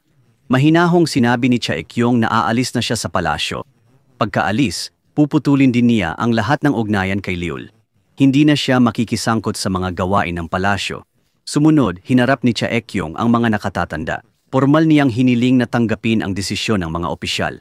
Sinabi niyang gusto niyang maging normal na tao dahil hindi na niya kaya ang buhay sa palasyo. Sa ibang sulok ng palasyo, nasa darkroom si Lee Shin, nagdevelop ng mga litrato. Sa madilim na silid, tulala siyang tumingin sa mga lumang litrato. Puno ng magagulo at mabibigat na iniisip si Lee Shin. Bigla, nag-vibrate ang kanyang telepono. Binuksan niya ito at nakita ang mensahe mula kay Chaekyong. Sinabi nitong pumunta agad siya sa palasyo ni Leeul. Bago iyon, tinamaan ng matinding sunog ang palasyo, nagdulot ng kaguluhan. Mabilis na kumalat ang apoy, nagdulot ng kaguluhan sa buong palasyo. Pagkatapos makontrol ang insidente, nag-imbestiga ang mga opisyal para malaman ang sanhi at mga suspek. Nang ilabas ang listahan ng mga kahina-hinala, gulat na naging pangunahing suspek si Lee Shin. Bumagsak sa kanya ang hinala, lalong nagpagulo sa sitwasyon. Samantala, nasugatan ang ina ni Leeul sa sunog at kinailangang maospital. Ngunit kitang-kita na ang ina ni Leeul mismo ang nagdulot ng pinsala sa sarili. Malinaw ang kanyang layunin. Gusto niyang ibintang ang lahat ng kasalanan kay Lee Shin. Maingat na binalak ito ng ina ni Leeul. Ginamit niyang dahilan ang pag-amin ni Leeul kay Chaekyong, kaya naghiganti raw si Lee Shin. Tinangka ng ina ni Leeul na gawing labanan sa kapangyarihan ito. Nais niyang gamitin ito para patalsikin si Lee Shin at maging crown prince si Leeul. Sa bigat ng mga paratang, ganap na bumagsak si Lee Shin. Ayaw niyang makipag-ugnayan sa sinuman. Tumanggi rin siyang makipagkita o makipag-usap kahit kanino. Labis na nag-alala si Chaekyong pero di niya alam paano lumapit. Sa huli, napilitang humingi siya ng balita kay Lee Shin sa opisyal. Nang marinig na lumala si Lee Shin, di na siya nag-alinlangan. Kahit bawal, sumugod si Chaekyong sa silid ni Lee Shin. Wala siyang pakialam sa sino mang pumigil sa kanya. Gusto lang niyang makita agad si Lee Shin. Nang makita si Lee Shin mag-isa sa dilim, sumakit ang puso niya. Di na napigilan, lumapit siya't niyakap ito ng mahigpit. Nanginginig ang boses niya pero puno ng determinasyon. Sabi niya, dahil kay Lee Shin kaya siya nanatili sa palasyo. Kung wala na siya, ayaw na rin niyang manatili. Nang marinig yon, natigilan si Lee Shin. Bulong niya, baka paalisin siya sa palasyo. Baka mawalan pa ng posisyon si Lee Shin bilang prinsipe. Hindi nag-alinlangan si Chaekyong. Sabi niya, mahal niya si Lee Shin dahil sa pagkatao, hindi sa titulo. Wala na siyang ibang kailangan. Ngayon, si Lee Shin lang ang kailangan niya. Tumingin siya rito, nag-aalinlangan ang mga mata. Nag-aalala si Lee Shin. Takot siyang madamay si Chaekyong at mahirapan dahil sa kanya. Pero matatag pa rin si Chaekyong. Sabi niya, isang salita lang, mananatili siya habang buhay. Tahimik ang paligid. Walang imik si Lee Shin. Nakita ni Chaekyong ang pag-aalinlangan niya at nalungkot. Malungkot siyang tumalikod at lumabas ng silid. Pero 3 hakbang pa lang, may pamilyar na boses sa likod. Puno ng damdamin, parang di na napigilan ni Lee Shin. Tinawag niya si Chaekyong at sinabing, "Wag umalis." Gusto ni Lee Shin na manatili si Chaekyong sa tabi niya. Sa sandaling iyon, tumalikod si Chaekyong. Tumakbo si Chaekyong kay Lee Shin at niyakap siya. Nawala ang lahat ng distansya at naghalikan sila ng madamdamin. Doon, nakumpirma nila ang kanilang damdamin para sa isa't isa. Pagkatapos mag-ayos, nag-usap sila tungkol sa kinabukasan. Biro-birong sinabi ni Lee Shin na baka maging homeless siya. Tinanong niya si Chaekyong kung aalagaan siya nito. Natawa si Chaekyong at nag-imagine sila ng kanilang future. Si Lee Shin daw ang magluluto at maglilinis ng bahay. Si Chaekyong naman ang magtatrabaho para sa pamilya. Naisip nila ang simpleng buhay na malaya silang magmamahalan. Naging mas masaya ang atmosfera sa East Palace. Muling umalingaw-ngaw ang tawa, nakagaan sa mga katulong. Gayunpaman, hindi masaya si Lee Shin sa sitwasyon. Muli, mas gumaan ang loob ng mga katulong. Subalit nasaksihan ni Lee Jun ang lahat. Mula sa malayo, nakita niya ang masayang ngiti nila. Mas lalo pang nanlumo ang puso ni Leeul. Dahil sa matinding emosyon, nagtapat si Lee Jun sa lola. Sa mga bisig nito, umiyak siya tulad ng isang bata. Ipinakita ni Leeul ang matagal niyang tinagong kahinaan. Samantala, nagpulong ng sarilinan ang mga nakatatanda. Napagkasunduan na si Choi Kyung ang mananagot sa iskandalo. Ipapadala siya sa ibang bansa para makaiwas sa tsismis. siya rin ang sisisihin at magdadala ng responsibilidad. Ngunit, hindi ito tinanggap ni Li Xin. Determinado siyang ipagtanggol ang kanyang asawa. Pagkatapos, bumalik si Li Xin kay Choi Kyung. Hinawakan ang kamay nito, sinabi na magtiwala sa kanya. Pinangako niya na siya lang ang pagkakatiwalaan nito. Nang panahong iyon, lubos nang minahal ni Choi Kyung si Li Xin. Hindi na siya nag-alinlangan at tumango bilang pagsang-ayon. Nangako si Choi Kyung na susundin ang lahat ng sasabihin ni Li Xin. Kahit magkasama na sila, alam nilang may mga bagay na hindi nila kontrolado. Unti-unting naunawaan ng mga dating pumuna sa kanila ang kanilang kwento. Pinuntahan si Choi Kyung ng kanyang mga malapit na kaibigan. Hiniling nilang magpadala siya ng suporta kay Li Xin para sa kanilang dalawa. Sa panig ni Li Xin, nakipagpulong siya kay Li Ul. Sinabi ni Li Xin na kay Li Jun ang posisyon ng prinsipe at dapat itong ibalik. Walang balak si Li Xin na ipaglaban ito o pagtuunan ng trono. Gusto na lang ni Li Xin ngayon na protektahan ang babaeng mahal niya. Ngunit hindi rin niya tinanggap ang pagsasalita ni Li Jun tungkol sa pag-ibig. Naisip ni Li Xin na wala ng karapatan si Li Jun na pag-usapan ang pag-ibig dahil ang damdamin niya ang nagpaalis kay Choi Kyung sa palasyo. Sa panig ni Choi Kyung, alam niyang hindi na siya maaaring manatili pa. Sa wakas, pumayag na si Choi Kyung na umalis ng bansa. Naintindihan niyang ito ang pinakamabuting paraan para protektahan si Li Xin, pero nang mabalitaan ito, labis na nagalit si Li Jun. Hinarap niya ang kanyang ina at hiniling na itigil ang lahat. Nagbanta si Li Ol na kung patuloy na pipilitin ng kanyang ina si Jung, hindi niya alam ang kanyang gagawin. Nang marinig ni Li Xin ang balitang ito, lalo siyang nabalisa. Gusto niyang panatilihin si Choi Kyung. Pero sa sitwasyong ito, wala na silang magagawa. Inaliw ni Choi Kyung si Li Xin, sinasabing umalis siya para protektahan ito. Nais ni Choi Kyung na gumanda ang lahat. Pagkatapos ay mahigpit silang nagyakapan nang hindi pinipigilan ang kanilang luha. Sa huling mga araw bago umalis, gusto ni Choi Kyung na makasama si Li Xin. Isinama niya siya sa lahat ng lugar at pinagsamahan ang huling masasayang sandali. Namili sila, naglaro ng video games, naglakad-lakad, at nag-enjoy sa bawat masayang sandali. Sa gitna nito, biglang dumating ang balita. Iniulat ng katulong sa palasyo na hiningi ni Li Xin na magpasunog. Ang insidente ng sunog sa palasyo ay lalong luminaw at lahat ng ebidensya ay tumuturo kay Li Xin.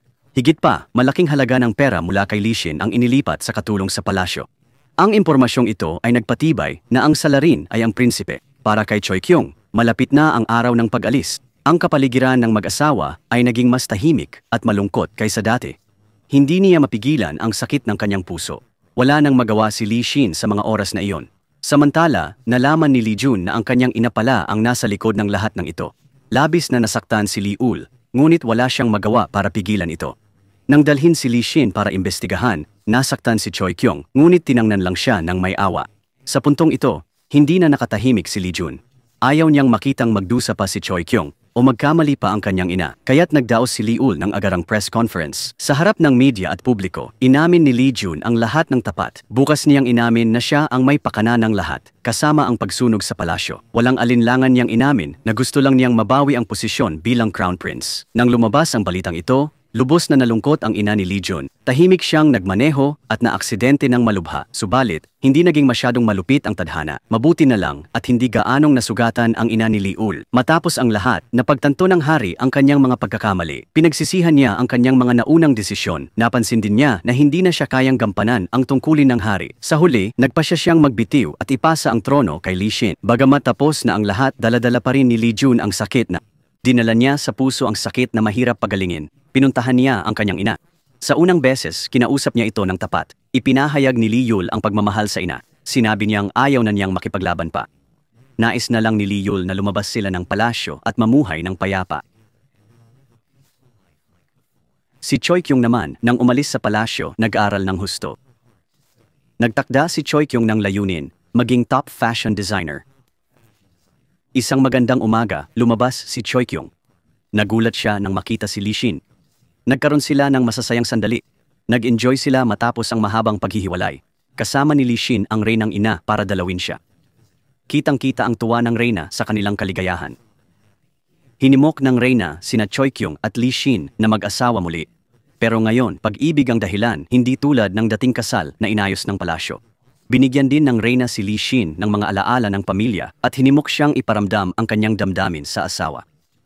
Pagkarinig nito, nag-alok ng kasal si Li Xin kay Choi Kyung. Umaasa siyang tatanggapin nito ang tunay na kasal, bunga ng kanilang tapat na pagmamahalan. Nag-alinlangan si Choi Kyung at humiling ng kaunting panahon para mag-isip. Ngunit ngumiti lang si Lee Shin at sinabing aalis siya kinabukasan. Kinaumagahan, habang aalis na siya, may nakita siyang kahon ng singsing sa kwarto. Dahan-dahan niya itong kinuha. Nakaramdam ng di maipaliwanag na tuwa sa puso. Pagandar ng kotse, nagulat siya nang makitang naghihintay si Choi Kyung. Lumapit ito at mahinang hiniling na tanggalin niya ang kanyang scarf. Nang gawin niya ito, nakita niya ang dalawang singsing sa leeg ni Choi Kyung. Sa sandaling iyon, nagtinginan sila ng may malalim na damdamin. Isang simple ngunit makabuluhang kasalan ang ginanap sa saksi ng inang Reyna na laging tahimik na sumusuporta sa kanila. Pagkatapos ng seremonya, kumuha ang lahat ng commemorative photo. Magkasama, nakunan nila ang masasayang sandali ng kanilang buhay. Ngunit habang abala sila sa pagkuha ng larawan, biglay nagpakita si Choi Kyung ng patuloy na pagkahilo. Napansin ng inang Reyna ang kakaibang ekspresyon ni Choi Kyung. Tiningnan niya sila ng may kahulugan at tinanong kung may magandang balita. Natigilan silang dalawa sa sinabi nito. Nahihiyang nagtinginan sina Lee Shin at Choi Kyung. Tila sinagot na nila pareho ang tanong na iyon. Oo, nagkaroon sila ng anak. Matapos ang lahat ng pagsubok, natapos na ang love story sa modernong palasyo. Isang mas maganda at masayang wakas kaysa dati.